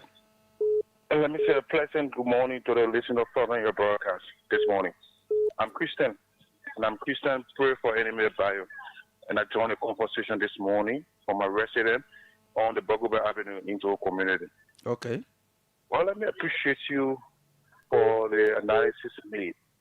Marka, sometimes it's frustrating when we hear some of those things that are going on within our country concerning those of whom we trusted with leadership so that they can be able to help move this country forward. Marka, what the audit report that we are getting from Nima County is very frustrating. Most money that was allocated, it was to better the lives of majority of the people within Nima County. But what is going on? Few hands of people gathered together and then to be able to enrich themselves and that of the family, while the majority of the people are in actual poverty. What kind of country are we living in when the leaders do not care for the citizens, for those of whom that put them into power so that they can be able to better their life? It's frustrating, Marka. And the executive itself is really following the legislator. It's just frustrating. Every blessing day, we hear different stories on corruption, on squandering resources, and unemployment rate is high, the suffering, no good health care, no good policy, focus agreement, it's just frustrating on a daily basis. How can we and who can we trust to be able to move this country forward? Because the majority of people, Marka, come in the swamp of those communities and see how the people are living out there poverty. People cannot afford just $1 a day. When people who are selling foods to the various foods area bring the food price down to just $1, but people cannot afford it because their living condition is very bad. And these are some of the things that result to high criminal rate within a country, unemployment rate. It's things that government should also look at. Okay. Because if the people cannot get their ends meet, their daily bread, it leads them to doing something that is not right for society. Okay. So I think government should look into the direction. Okay, thank you. Thank you for your participation. That one is off. Let me get to this. Good morning. Bluetooth mode. Good morning, Marka. Good morning. Go ahead. Please charge. Let me say hi to you. My name is Egon Kano, and I call from the JFB and JGA Dream for Better Liberia Foundations along the UP Intelligence Bureau headquarters in the community. My brother, it is saddening to have listened to such a news coming from my county. You know, it just speaks volumes as to how the past government treated our county. Look, when I listened to Senator Johnson, he said the county development fund is for the CDC and they will employ their citizens to manage it. I mean, it has come to pass. See how those guys manage a multi-million dollars that went to that country. As developmental oriented as we are, our brothers who decided to volunteer and work with CDC to carry development to our country, they really disappointed some of us. Look, I have never seen anybody that was sleep and dance with corrupt group of people. But those guys, they need to come up and account for our money. Because Senator Johnson said the past government was owing us $7 million.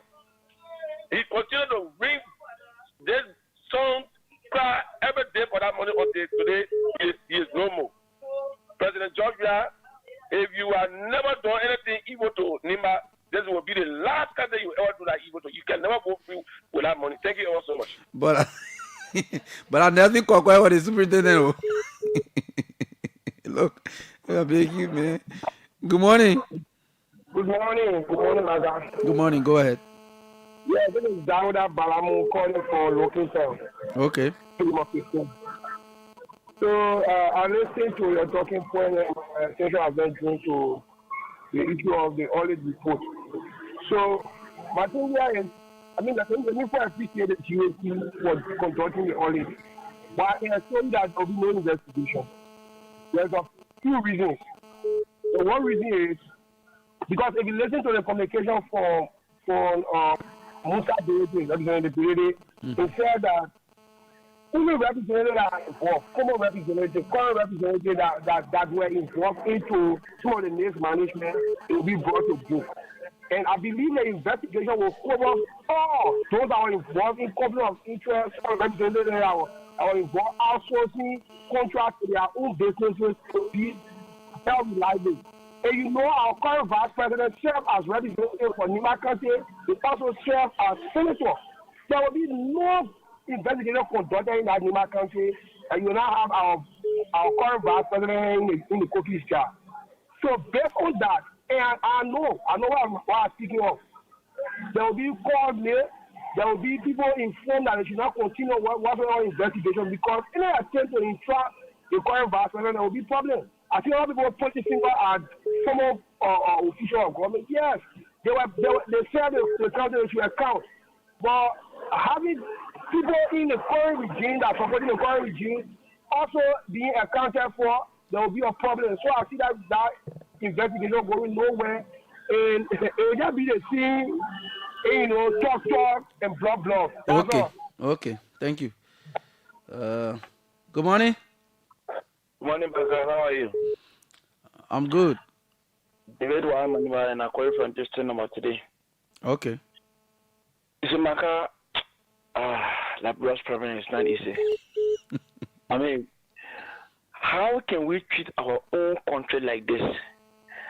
I remember those days the boy used to say, oh, the Congo people are not treating Liberia well. But nowadays, we have our own native-born Liberians in power. Imagine Niba Kante's report. The people look at it, they give you money and say you should manage the county. Your own county, that's someone in the county, your own county. And you sign on whether you misuse the money in this minor. I'm just waiting for local county when they report how it will be like. Everybody waiting for a country report, eh? Well, I can't wait for my country report, honestly, Marka. I mean, we can't continue to treat Liberia this way. These are people who can go out to go see other countries. When they come back, they are blessed with positions to manage the country and their counties, and they go ahead with country like this and the country at large. Look, and bear in mind when some of these people are being persecuted, you will yet go say witch hunt, witch hunt. Where witch hunt coming from? Where is witch hunt coming from? They gave you the opportunity to serve your own country and your country at large, and you treat the country this way. Time to account, then you say witch hunt. That God bless this country. So these people need to lead this life. Brendan. Oh. Thank you. No, hello, yo. Good morning. No, I know. I mean, Yes, people good who are morning. treating this country this way, people who are Hello? so evil to this Yeah, country. go ahead. they need It's to okay. leave. Just drop the line. Thank you. Go ahead, Chief. Yes, good morning. Good morning. Go ahead.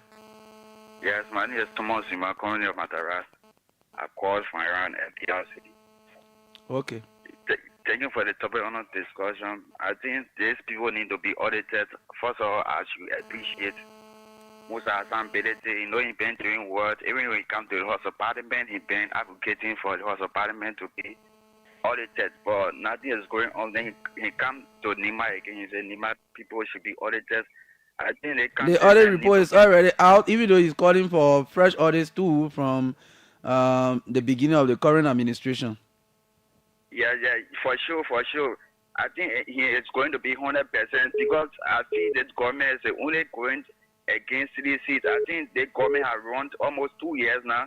In the 2 years or 3 years, let the people get a note how much they are going to be spending or how much they are spent, because it's not going to be one government and all the people are going to be is going to be ration, and Nima County get part of resources.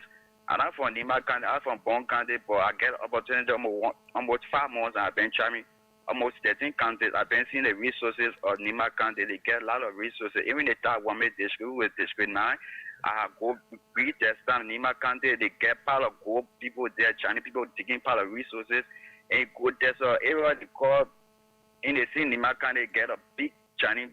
They doing rock culture there. If you go there, you see the resources. They almost 30 years resources. They're not going to finish. If you see the hill of the if you see the one mountain of the hill, they just taking the crush right there, grinding it. And they see Nima people, they are buying it from the same Chinese people. And also, we not get no good road there. If you go Nima County, no good roads. All the roads need to be fixed. And you having rock culture in the country, part of resources, taking resources in country, and the people living poor. I think they need to do something in the country and for the country to be audited. Thank you. All right. Thank you. So we'll treat you as the last caller. Let me take this break as we await our guest. This break right here. Okay, just before that, this public service announcement from the Liberia Water and Sewer Corporation. It says the management of the Liberia Water and Sewer Corporation wishes to inform the general public that the below listed individuals who once served as plumbers and meter readers at the Liberia Water and Sewer Corporation are no longer in the employ of the corporation. They are Augustine Jah, Emmanuel B. King, Johnson T. Seyon, Maria S. Saye, Femon K. Fofana, Amanda K. Kamara, and Edison Wona. Others are Lasana Vani, Renis F.G. Wallow, Trokon J. Hill, Wilson Taweli, Robert Nango, Wilson Holmes, Abednego W. Kato, and Frances Colley. The public and our valued customers are hereby advised not to do business with these individuals in the name of the corporation. Anyone doing business with them in the name of the Liberia Water and Sewer Corporation will be doing so at his or her own risk. The management respectfully admonishes the public and valued customers to request for verification of the corporation's approved staff identification cards from any individuals or groups of individuals presenting themselves as employees of the corporation purporting to be authorized to connect or disconnect customers to the corporation's water supply and sewer networks. The management strongly advises the public and valued customers to kindly call cell numbers 0777 464 171 or 0886 616 767. And should you suspect any illegal connections or disconnections to our networks, um, In addition, Orange subscribers are asked to call 5972. That's a toll-free number. No charge on that call. 5972 to also report any suspicious activities regarding connections or disconnections to our networks. Your fullest cooperation is highly solicited. Signed, the management of the Liberia Water and Sewer Corporation. This short break to be back. Another hip hop classic. Nemesis Records. Remix. Explain. Come to me. Dr. Joso. Rocket Bucket. I got fresh on the wall. Aye. So, from the lead, talk to me. Everybody pot ballin'. My pot can ball. To $10. You gotta fuel. One of the major issues in the country now is the part boarding issue. Now the politicians can be calling bread and butter.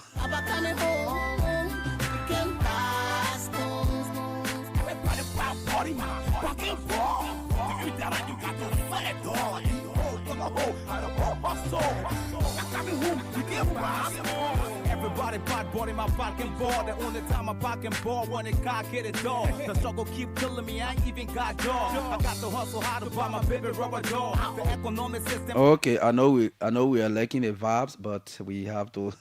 Our guest is here now, so we have to join our guest, Fatu.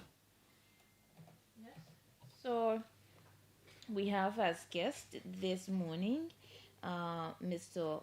Paul Romeo David. He is the General Manager and CEO of Zenith Multipurpose Company. Sir, good morning. Welcome to the OK Money Rush. Can you just adjust the microphone? Yes. Okay, at your convenience. You can bring it closer if you like. Good morning. How are you? Okay. Welcome. Your first time in our studio? Yes. Thank you so much. Okay. Very good place. Nice place. Okay, so let's know who is Mr. Paul Romeo David. My name is Paul Romeo David. Mm-hmm. I am a resident of Chubo O Road. Okay. I was born in Yekepa, went to Kara High School, moved to Monrovia, but I was always in and out of Monrovia Okay. while in school. So since 1986, 87, I started knowing myself. I moved to Chubo with my aunt, Patty Donner. I went to the University of Liberia. I earned an MBA in accounting. I worked for the Libyan African Investment Company for years. Okay. I established my own company, Zenith Multipurpose Company. Okay. So my parents are from Grand Bassa County, and we've been living all along in Chubo, district number 10. Okay. Let's talk about your life, working with someone, working with a company, moving from that company to another company. How has things been? Okay. First of all, I went to school through the scholarship of the Catholic Brothers Okay. from Ari Lane. Okay. I went to Kara High School. Okay. Then when I moved to Monrovia, my parents were not working again for Lamco. But the thing about it, my father is a Bachu. When my parents went to work with Lamco, they started giving them names when they were not educated. So they say, you are Mr. David. And so he accepted that name, Mr. David. But I am a Bachu. Okay. Yeah. So after I graduated, I came to Monrovia. we started doing business. We were selling down Waterside. We used to sell sneakers and jeans trousers. I so-called mule here in Monrovia to go to school. Okay. And when I graduated, I was fortunate. The first job I had was the only job that I had with I've ever had or start my own business. And so I worked with a Libyan African investment company, the company that owns the Pan African Plaza building. Okay. Yeah. So I worked there for 17 years. And I resigned and I went into my own business. So what do you do as Zenith Group of CNF, companies? we do car rental, Okay. general merchandise, and construction. For how many years now? Now, I opened ZNF since 2013, 2012, while I was working at a Libyan company. I Okay. opened ZNF.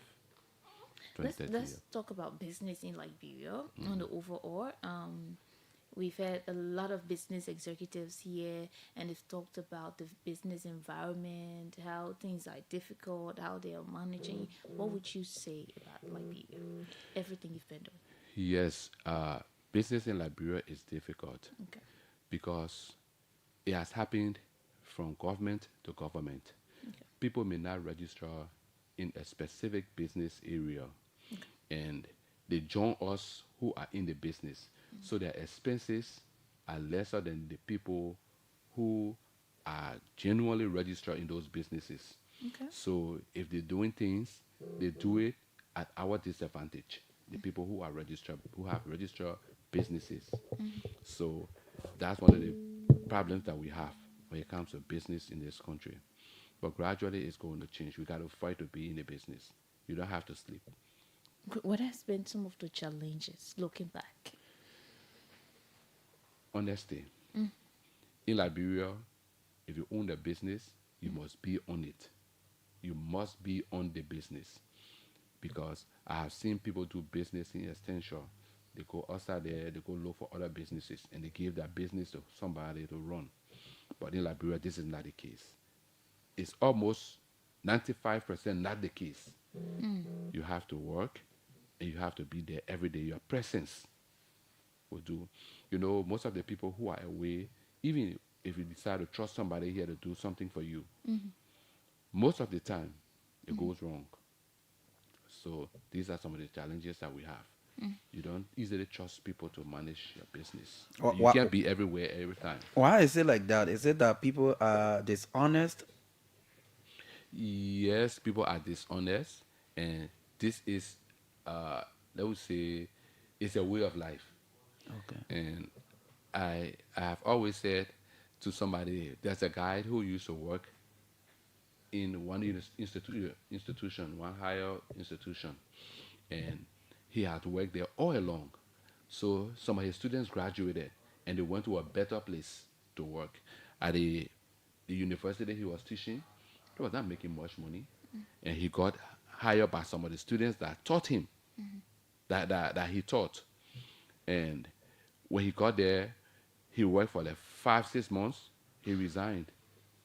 Let us say he was making at the university, he was making, I would say, $250. He got employed somewhere else by his friends, his students, and he started to make more than 500, 600. He resigned after a certain time. Why?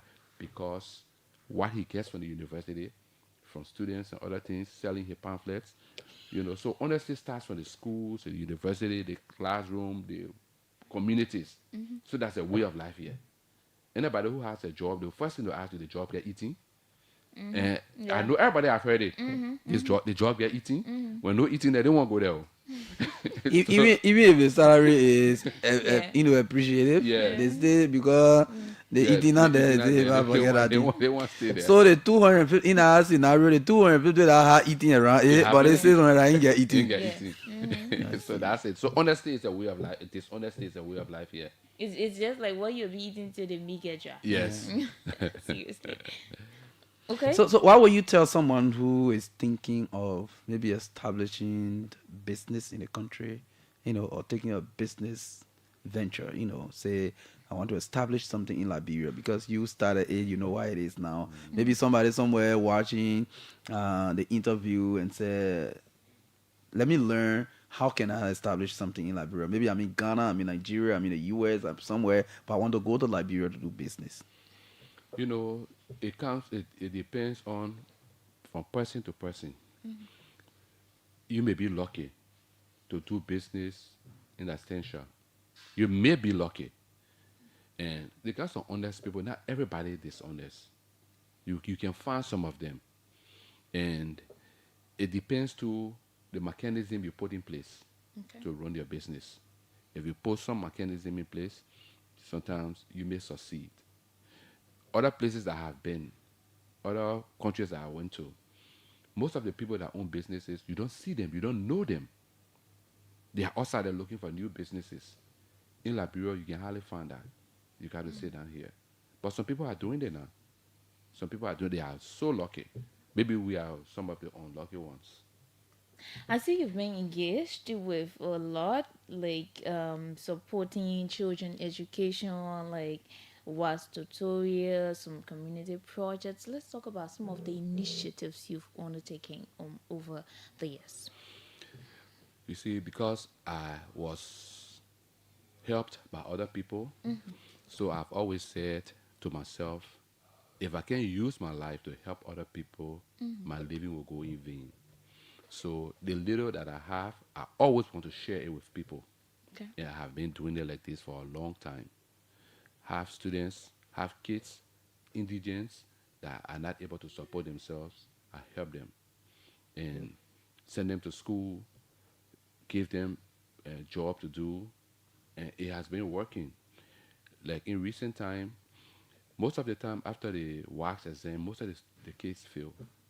Yeah, the failure can be so hard.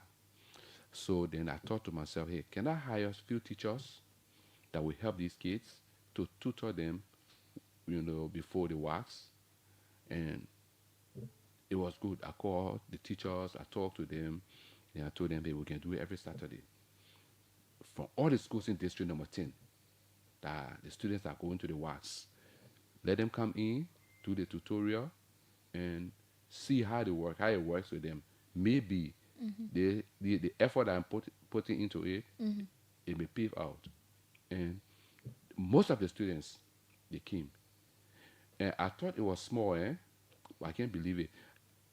Every time I walk in the street, I will see somebody. I will see one kid who will call my name, who will say they know me. Where? I say, oh, from the school. And I see that they are going to the exam with confidence. So I gave them things that they need to take to the exam. The pencils, the sharpener, the eraser, those things that they use at the wax. I give it to them. I failed them for the time they were there. Sometimes 600 students, sometimes 800 students. Wow. Yeah, from all the places we have in this school, that school, maybe about 4 or 5 schools. We will go to that day. We feed them. We will do everything for them, and we try to make them to pass the national exam. And I had the the privilege to be able to talk to them and telling them what the wax were all about, telling them that's an opener to the larger world, and they needed to pass was so that they know or they do what they want to do in life. So I see it worked, and I think that confidence was built. Do you hope to continue? Yes, I hope to continue. That was the first time, and I think I will continue because I see how the children enjoy it, and this time it's going to be longer than what it was. Okay, so I want you to just talk about firstly your life as a student and how was it like when you were going to take national exams? What was your experience like that made you think, okay, maybe I could help other people? How was it for you when you were writing national exams? Okay. The school I went to, it was customary Okay. that we do mock exam. The school was good. We had library, we had labs, we had everything at Carroll High School. Okay. And so we were privileged. Though I was on the Christian Brothers Scholarship, but Okay. everything was good at Carroll High School, and we did mock exam to prepare us for the national exam. And everybody wanted to pass the national exam. So we were prepared, but if you compare it to now, most of the people in school, most of the children in school, they are almost, we say, children and adults. Mhm. Some of them call their families. They're in high school, they Mhm. got families, Mhm. and they don't have the time to really study. So it's a bit different for us. Mm. For us, we were kids, and we were, Staying with your yeah, staying with parents. our parents. Mhm. But now you see the kid, you see the children, they're living with them by themselves. Mhm. They do everything for themselves. They need help. So we who are out there, who people helped, Mhm. we need to help them too, Mm. to be what they want to be. Especially a lot, especially for Montserrat County, where you see a lot of people come from rural counties and come to school Yes. in Montserrat. Yeah, I Yep. think it's necessary and is applaudable. And I hear this thing always. Mhm. Oh, my parents are not here. I'm from this place. I'm from that place. I got one boy who came to me. He come from his parent hail from Magibi, Mm. and he came to my office and we talked. And he told me about his parents and told me how he went to school and where he lived was not good. I went and saw the place with his friends. They were all living together. Mhm. I told him come over to me, and he came over to me today. I'm so proud that Lila will be graduating this June from Mm. Stella Maris as an engineer. So I'm Wow. proud, that somebody that helped you. So if you help somebody and the person come up good, you Mhm. feel so proud.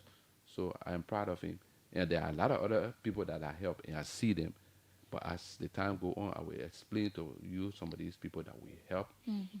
Because before I say it, Mhm. I must ask you. Yeah. Yeah, say, can I say this?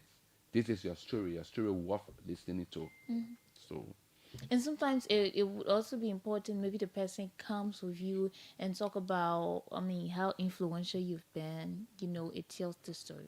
the next time I come back here, Mhm. I will bring 2 or 3 persons. Yeah. And the person that I really, and I feel so good about is a Fulani girl. Okay. They called Kadi. Kadi was young, and Kadi had not gone to school. Her parents didn't want her to go to school. She was so beautiful. All they wanted her to do to learn to sew.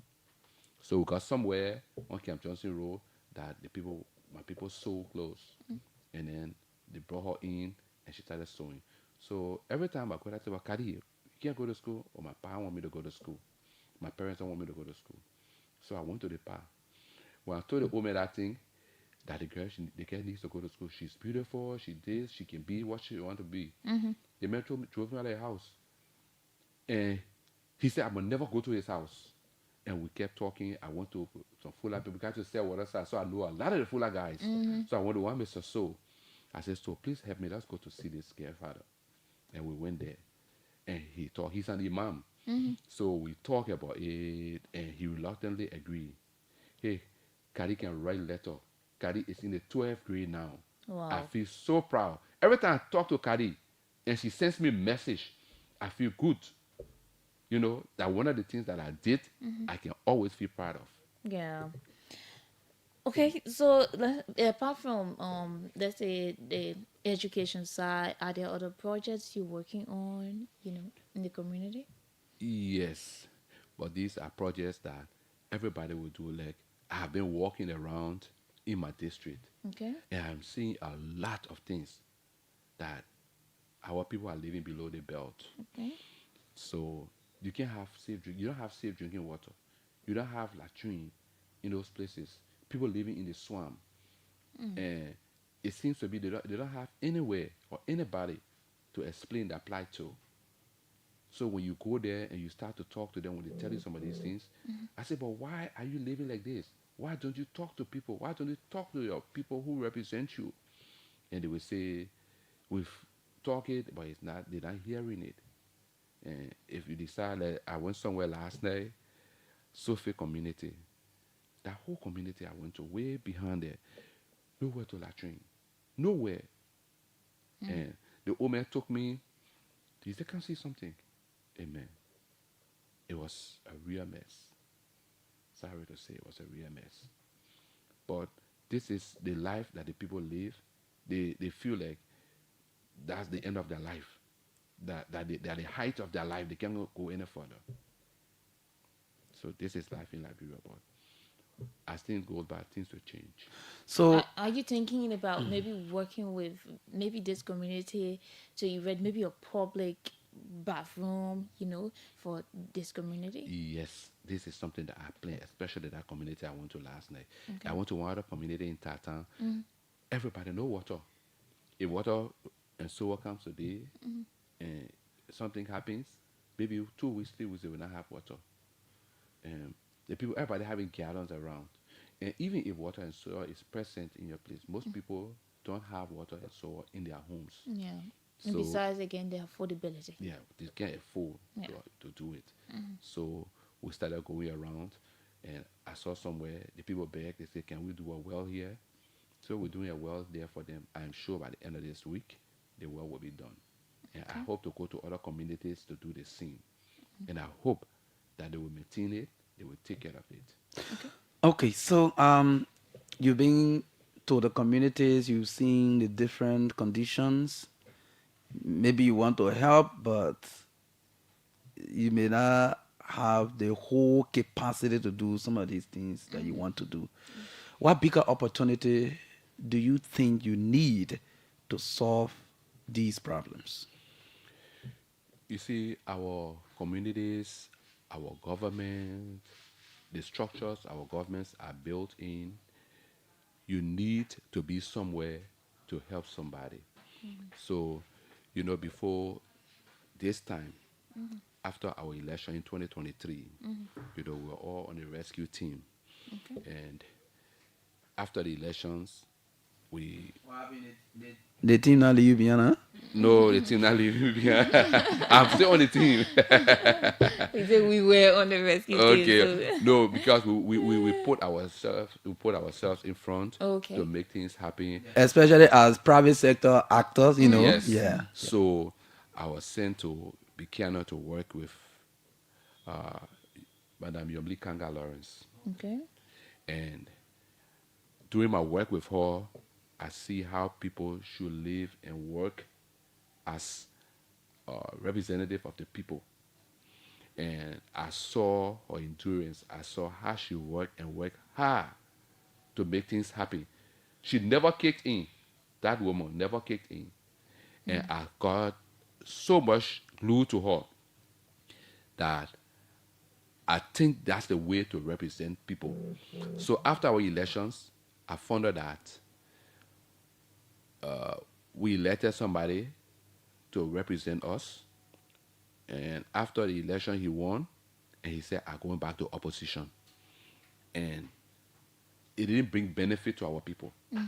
It didn't bring benefit to our people. I know that if you win election, if you're in opposition, all opposition people want to be in the ruling one day. So the opportunity came, but they didn't take care of it. So I decided that in 2029, I will run to represent my people. Okay. But here we are now. 2029 is still back there. Our representative is no more around.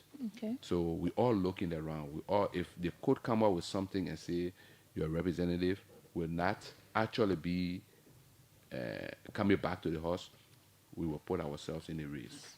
From what we have been following with this legislative, judiciary, and executive, different administrative jurisdiction and thing, do you think the court can in any way change the House's decision on your lawmaker? I'm not a lawyer. Okay. The decision that comes out will be the decision that I will work with. Okay. Yeah. Do you hope to be a different leader? Let's say you had someone who, quote unquote, was vocal, would talk, was loud. Do you hope to be someone else, address the issues differently? What would you do differently? I will surely address the issue differently. Okay. I will address the issue differently. There are a lot of ways that you can make things happen for the people you represent. Okay. You don't have to be loud. You don't have to be the way it was. Yeah. You got to be a bit different. You got to be diplomatic. And you can get things going. You can say, okay, it's something English, you call euphemism. Okay. You can say this how, you just say something about it. You can say the same thing the different way, and the person understands. So these are some of the measures that I will take. I will go out there. I will talk to my people. I will talk to the people who are responsible to help my people. I'm not going to be abusive. This is not my nature. That is why I want to put myself in the race. And a lot of people will listen to our people. They will listen to me. Anybody who gets in the race and becomes the next representative in district number 8, the government is going to listen. Because we've been out of leadership for the past 8 years. Nothing has happened. So they need to help us. Okay. Let's talk about your popularity. Have you worked on that, because people have to know you and to recognize you on the ballot? Have you been working on that? Yes, I have been working on it. And I have worked in my community. Okay. I'm saying to myself that this is what I want to do now if it happens. The Marketing Association has been very much behind me. Okay. Yes, they have given me nearly all their support. Okay. You know, when this thing happened, they say they expelled our representative. The first person that called me was the superintendent of the market. She said, "My son back here. Come to the market." Because I have a shop in the market. So I just thought it was a different thing. She had collected all the market with me and put them in there. They were waiting. When I opened the door, they started singing that Bassa song. They said I was leader here. And I felt honored and humbled Okay. by the way, they treated me that day. Then they say, you will have to get into the race if this thing stays the way it is. But before them, the Oma had always told me, but in 2029, we'll carry you. Because everything that happened in the market, when she going out there to meet people, she calls me. She said, "My son, come. We send her to school. We ain't go to school. But we think where we are going, you need to come to join us." And we join them, and we'll go to places. So they see this, and they see something in me that I'm able to represent them. So, but now, Julia Bunny have been all over the place talking about me and the Marketing Association. So your initial plan was 2029. Yep. Just in case, like, let me just borrow your word, because just in case this thing holds, are you prepared to step in? For the fact that you were capacity wise, finance, election is not, it's not cheap.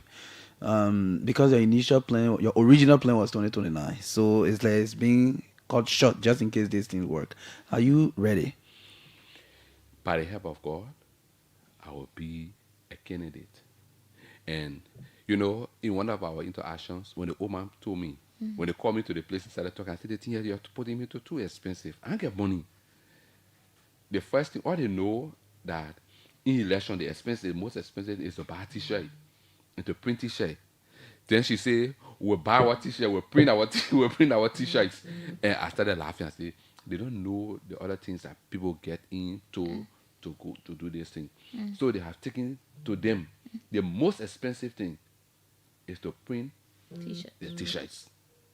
So if people call you like that and say they will help you in that fashion, sometimes you just accept them. Do you see you were a rescue? Remember, do you see the rescue backing you or supporting you if you decide to run?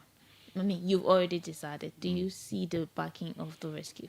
Yeah, I see the rescue will be backing me. Okay. I'm from the Liberty Party now. Okay. And the Liberty Party will back me. Okay. And like I said to you, hey, I admire somebody who's a Yombli Kanga Lawrence. Okay. I admire her so much that I formed an organization called Yombli Damame. If you saw any t-shirt or any cap during the election and after the election with Yombli Damame, I am the progenitor. I did it because I saw how she worked. I saw the things she went through as a woman. Hey, I can't stop praising her. Oh, that's why you call man. Yeah, Yombli Damame. Okay. So now the women will say, "Why you say Yombli Dama woman?" Because of what the new things. But when you say man, Yeah, it Shows the shows your strength, the strength. resilience, and That's it. yeah. So that's why I say young leader, my man. She's somebody that I trust. She's somebody that I think I can work with. She's somebody so sweet to be around. Even though you mentioned you are aligned with the Liberty Party, I was about to ask whether you are actually a political person, your political affiliation, and politically, what have you been doing in district number 10? I am a businessman. Okay. I'm a businessman Okay. who come into politics. Okay. But one thing that I believe now, that I know now, Mm. that if you are a businessman Mm.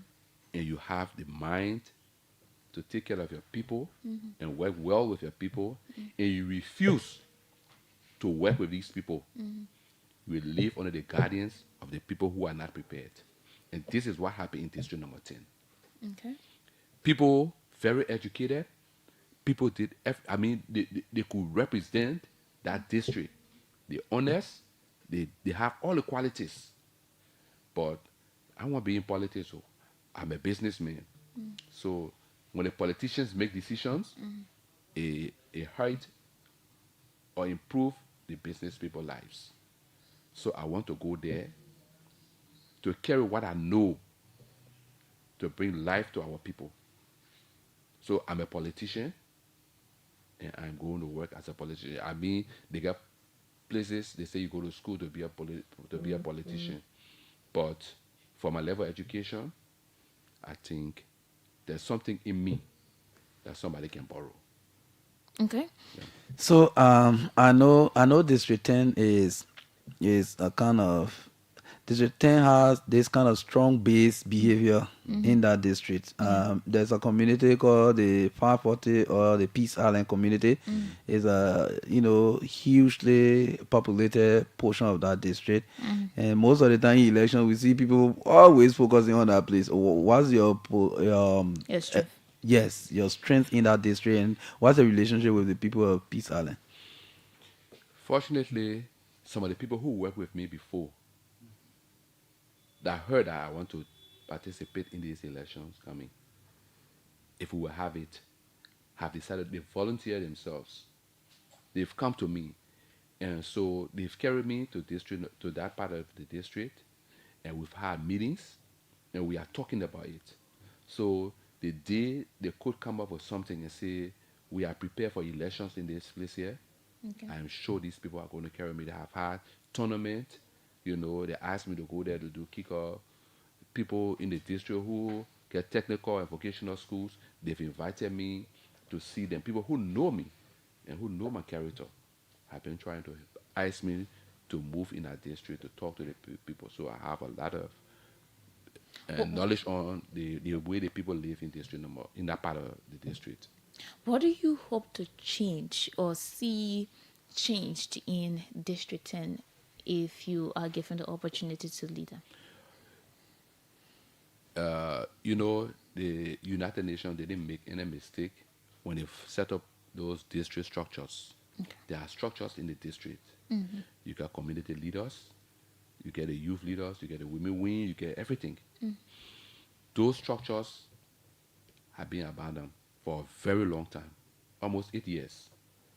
So everything that's happening in that district, all the problems that we see in district number 10, has not been lifted to the national scene because the structures are not being worked with. People that are not the representatives were not working with those structures. And what I want to do, I want to work with those structures to be able to see, to talk to these people, what their plans are in their various districts. Okay. This is what I want to do. Okay. And I can go anywhere, I can go to the length to see that I work with these people to bring sanity to them. Okay. So, Marka, can we? Okay, I also saw you've been making some interventions with, let's say, motorcyclists and transportation. Can we talk more about that? Yes. You see, the motorcyclists in our society today is a big industry.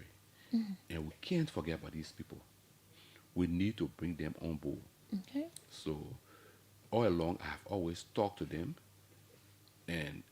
I decided that I will work with them. And at present, I call them and talk to them about safety. Okay. I tell them to use your safety jackets, use your safety hats, so that drive with care and make other people don't put other people's lives at risk. Okay. And our people in this society have demonized these people. Mm. But they got some people amongst them. Most of them are educated. They go to school, they go to university, like Liberia. Nobody has a job here. So people would sit down. You can't just sit down and wait for government to give you everything. So the government needs to get involved with the motorcyclists.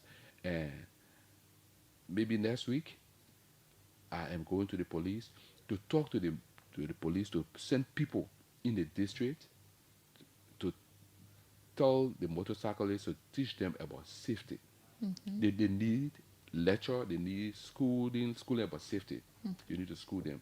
And at least they know what safety is for them and the people who use them and the road users. So these are things I want to bring to them. And they are so happy. And they said they were going to have a tournament in my honor because we've been doing it been long.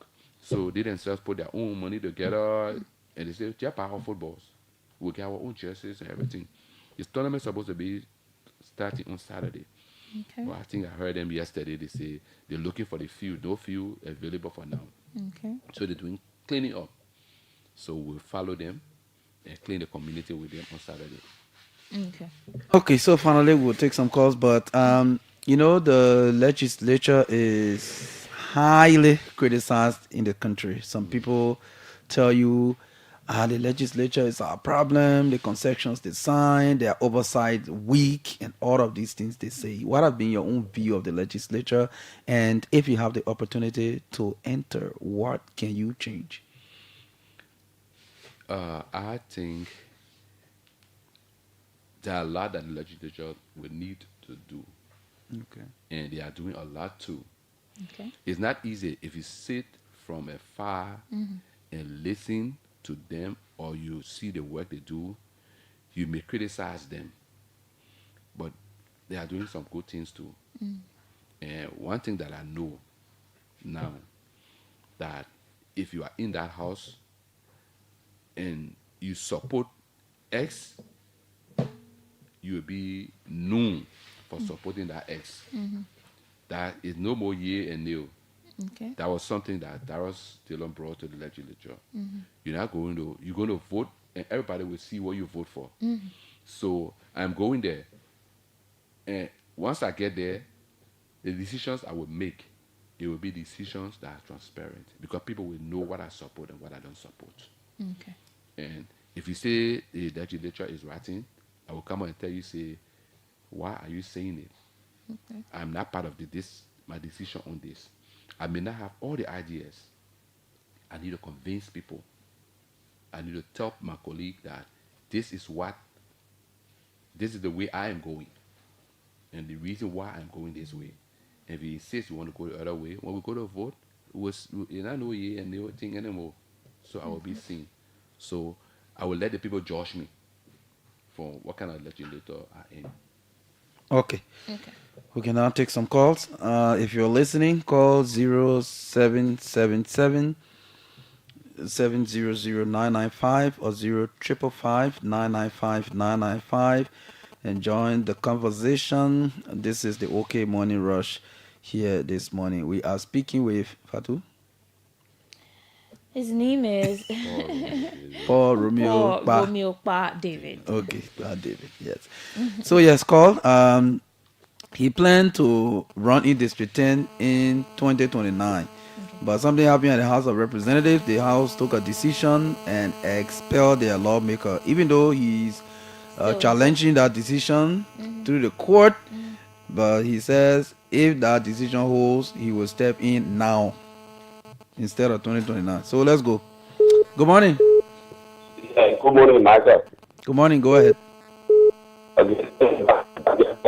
Your line is bad. This is Pastor. I'm calling from District 10. Okay. Okay, are you getting me? Yes, go ahead. Okay. Thank you for your slogan there. Mondays. We made in the system from 2005. I don't know. You have to call back. We still having problem with your line. Yes. Hello. Good morning. Good morning. Go ahead. Good morning. Let's hear you. Okay. Good morning to your studio guest. My name is Jacob McQueen. To join you from the interview that you are lying. Firstly, you have questions to your studio guest. If one is ambition to the host is in Portugal to be elected, and I think as a state should have a agenda for the people and to the nation as stated in the presentation. He said you are going to be supported by the rescue agenda. So I believe that the rescue have an agenda, and I believe that if someone is supporting, I believe that you should support the agenda. But he did not mention any of them. If you support the rescue agenda, but what he stated was to support the rescue agenda. That's why he needed. So I think he have to get agenda that he work with, and so that the people of the district is very elected. District 10 actually. Good morning. Yeah, good morning. This is Pastor Daniel Kelly after the first caller. You getting me now? Go ahead. Okay, thank you. Thank you for the studio guest. I live in District 10. This is my, I can say from 2005 to 9. I was here for Julia Berrigan and the Corona town where they get expelled in PBA. District 10, actually, District 10 was already going down. Yeah, District 10 was going down, and then we need somebody in District 10 that is a studio there. He's my boss man. He myself, we've been working together. Even 2023, I was running. He was my supporter. So I want to pray to God for God to give him an opportunity for him to enter in the cause. Let God bless him. Thank you for your show. Okay, thank you. This one. Okay. Good morning. Good morning. Yeah, thank you for the show this morning. My name is Kamara from Bowen. I join you from District 8. Okay. Actually, my brother instituted that it gotta be good because all of that goodness is. Can you imagine that the entire market, the head of the market, the superintendent, gather all of the Koreans or fools? Those people are the oldest one who go on the name and pray for all. They in there, they have a mother, they have a resources. So they over the calling you by welcoming you with sons. You pay a lot, brother. That's a blessing. If I'm going to be in that district, definitely you're going to give my support. But I guess a lot of my friends from school, or rather some of my family members are there, are going to call and they're going to be there for you. Thank you. Okay. Thank you. Good morning. Marka. Hello. Good morning. You're live. Go ahead. Yeah, Marka, good morning. And good morning to Fatu. This is Aziz's reason, just because of safety. I'm joining you from a resident in Joe community. Marka, I want to say thank you to your student guest. You know, I follow him, all of his statements he made relative to being my student with professional helping people from one into another. And it's a good thing. Marka, I want to ask the student guest two questions. One, being a member of the rescue government, are you going to be focused as your government was and when you get on the or are you going to be one of those that you consider as the rescue government as a nation one to another? And lastly, how do you see the issue about the Solomon Jimmy Gola situation? Are these situations a situation that you feel like God is well ultimately strong, or are the land over there saying that the case of Liberia or is continuing? Okay, but okay, thank you. Yeah. Good morning. Good morning. Yes, you live. Yes, thank you. My name is Kelf. Oops, we lost it. Yeah. Okay, let's take this one. Good morning. Morning, my brother and friend. This is Edwin G.V. Cannon, again, Papa New at Chibune, calling from the Chibune Avenue, one of the sons of the powerful Panama Chief Secretary from Gawula. I want to appreciate your studio guest. And if I was in the district, I could not support him because we had decided our beaches and waterway welcome because of the situation we're going through to hold our own. But I think I got water in the Republic. But, I actually admire him. That will be supporting somebody from the district. If they could come up with the ruling of what we are trying to discuss. And again, I listened to him. He talked about transparency and then, people to trust. The thing this country is that everybody wants to live at the expense of other people. They don't know that houses are built in time. Everybody want to get rich over time. So you give the opportunity to help you or to help themselves, help other people. They want to use it, to get rich quickly. These are things that are affecting people, and today other people are afraid to help people, other people are afraid to trust people. But still, we need to trust somebody because God, He said, trusted a lot of people that make mistakes, and He said, trusted and forgive them. So thank you. I appreciate you, but I'll be supporting Sarah Koluba in your district, and continue your good work. Thank you. Good morning. Yeah, hello. Yes, go ahead. Yeah, good morning once again, Marka David, and good morning to Fatu Kamara. Good morning. And this is Fatu Kamara. And I sat in my little corner and listened to your studio guest, outlining some of his initiatives in the basic week of District 10. As a person who understands the body policy of Liberia and I have stake in District 10, we have a say in the ensuing election in District 10. We now want a situation where just on it, they hiring, they can't say, oh, they are done there, they carry humanitarian. No. Leadership cannot be measured on the basis of humanitarian gesture. This time around, we fortunately tell the people in District 10 that not because somebody can't give you 10 cents, he said that person is good, that person can represent you well. That is same thing, the man who was horribly expelled. Or you can't call about that similar thing started with. Little the report know that the man leadership was going to be very horrible. So who are you going to be supporting? Who are you going to be supporting? Yeah, we are going to support some. The party, is keeping close eye in the system.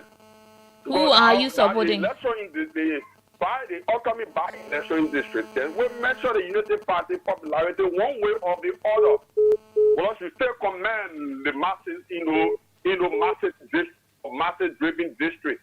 District 10 of massive-driven district. You still not answering the question. Who are you going to support, and what is the person doing in District 10 that is different? The party will decide. As a person who is a party zealous, of one of the army or Unity Party, I will not come. I will not jump the gun. I'm not that kind of a person. But then there's no. Okay. So whoever the party will decide on that the person, we will go all offer to camp out for. But I made an in studio. All right. Until we see the person, and then we know what made the person different from the other people.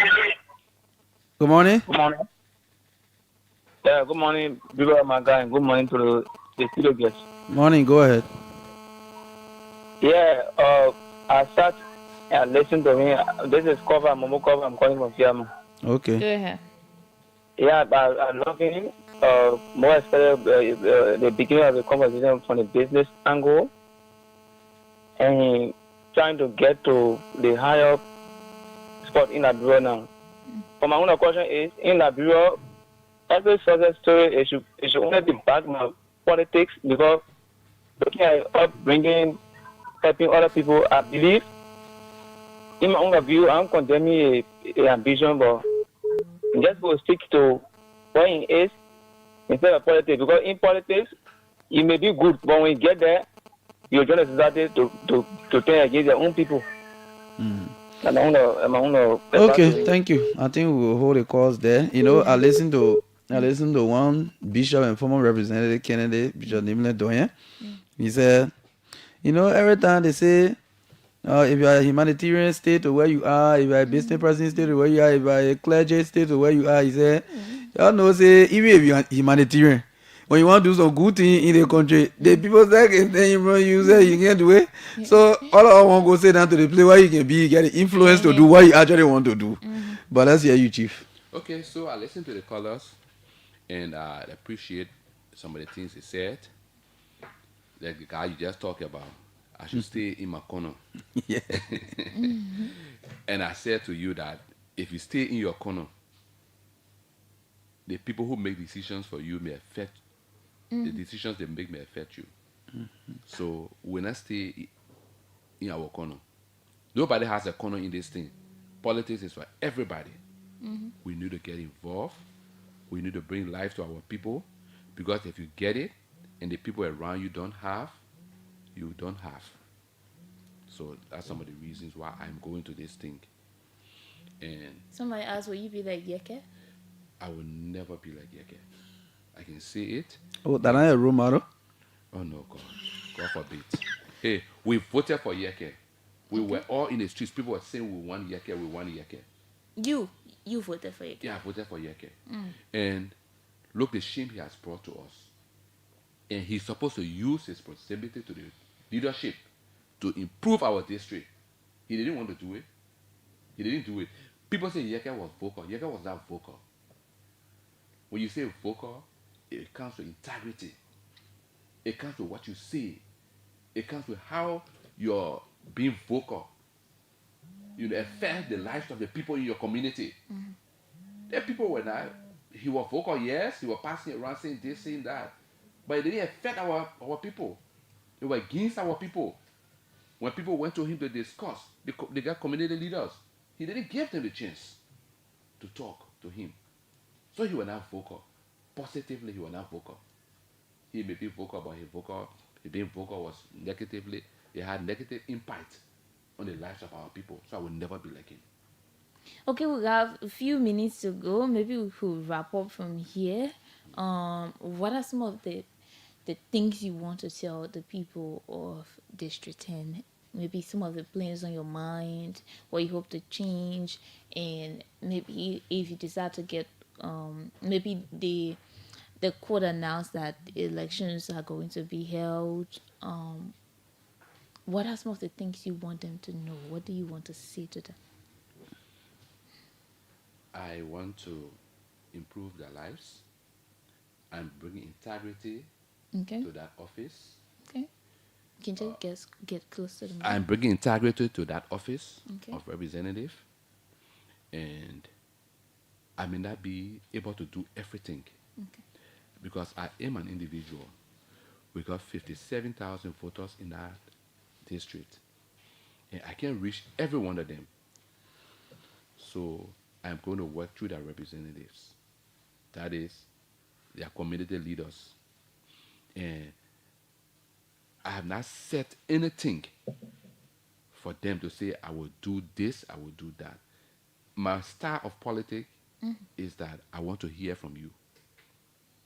I'm not going to make decisions for these people. I'm going to make decisions with them. They myself will sit on the table and we discuss. As I am going around, I'm seeing things now that are of importance. Like one thing that everybody has told me, we got only one high school in district number 10. It's in the Peace Island community. You mean public high school? Public high school. One public high school in that place. And everybody, children want to go to public high school. People who can afford, they want to go to the public high school. I can tell you in the next 2 years, you either go to school, reach to 9th grade, and stop. Because the parents can't afford for you to go to private school. And the school, that public high school, will not be able to accept everybody. When we were kids on the old road in Chubo, they had one school they call Gurish. Today is Gurish, but it's stopped in 9th grade today. I've been asking my people, why don't we work to make this place, to make this school a high school? And they have been telling me the reasons why. And I'm going to work with the government to make that place a high school. Let some of the people, children go to school there. Not after junior high, they just sit. because they can't afford to pay your way to go to Peace Island every day to school. And a few years from now, there will be no space at Peace Island. We need another or two more other public high schools. So Okay. I've seen this. I've seen water and sanitation is an issue because I went there, I talked to them. They carry me to places to see things for myself. I'm going to work with them to make it better. Safety, the lives of the motorcyclists is something that I really think we should work with. This is a new industry in this country, and the government should work with these people, teach them safety, because if they know about safety, it's going to protect them, protect the road users, and protect their riders, people who ride with them, and protect themselves. So government should get involved and see how we can work with these people. So these are few things that I've heard from them, and I know we need to work with them to bring it to fruition. Okay. Thank you so much. Thank you so much. I appreciate this. Okay. Yes, you can just wrap up, Marka. Okay. Thanks for coming, Chief, and all of you who follow the show this morning. Thank you so much. Whether online or by radio, thanks for joining us. We'll be here tomorrow again with another edition of the show. Fatu Kamara, Marka Davis, the son of the late Baptist deacon, Blessing Nimle, and Abraham Cannon. It's been a wonderful time. Have yourself a great day. Bye bye.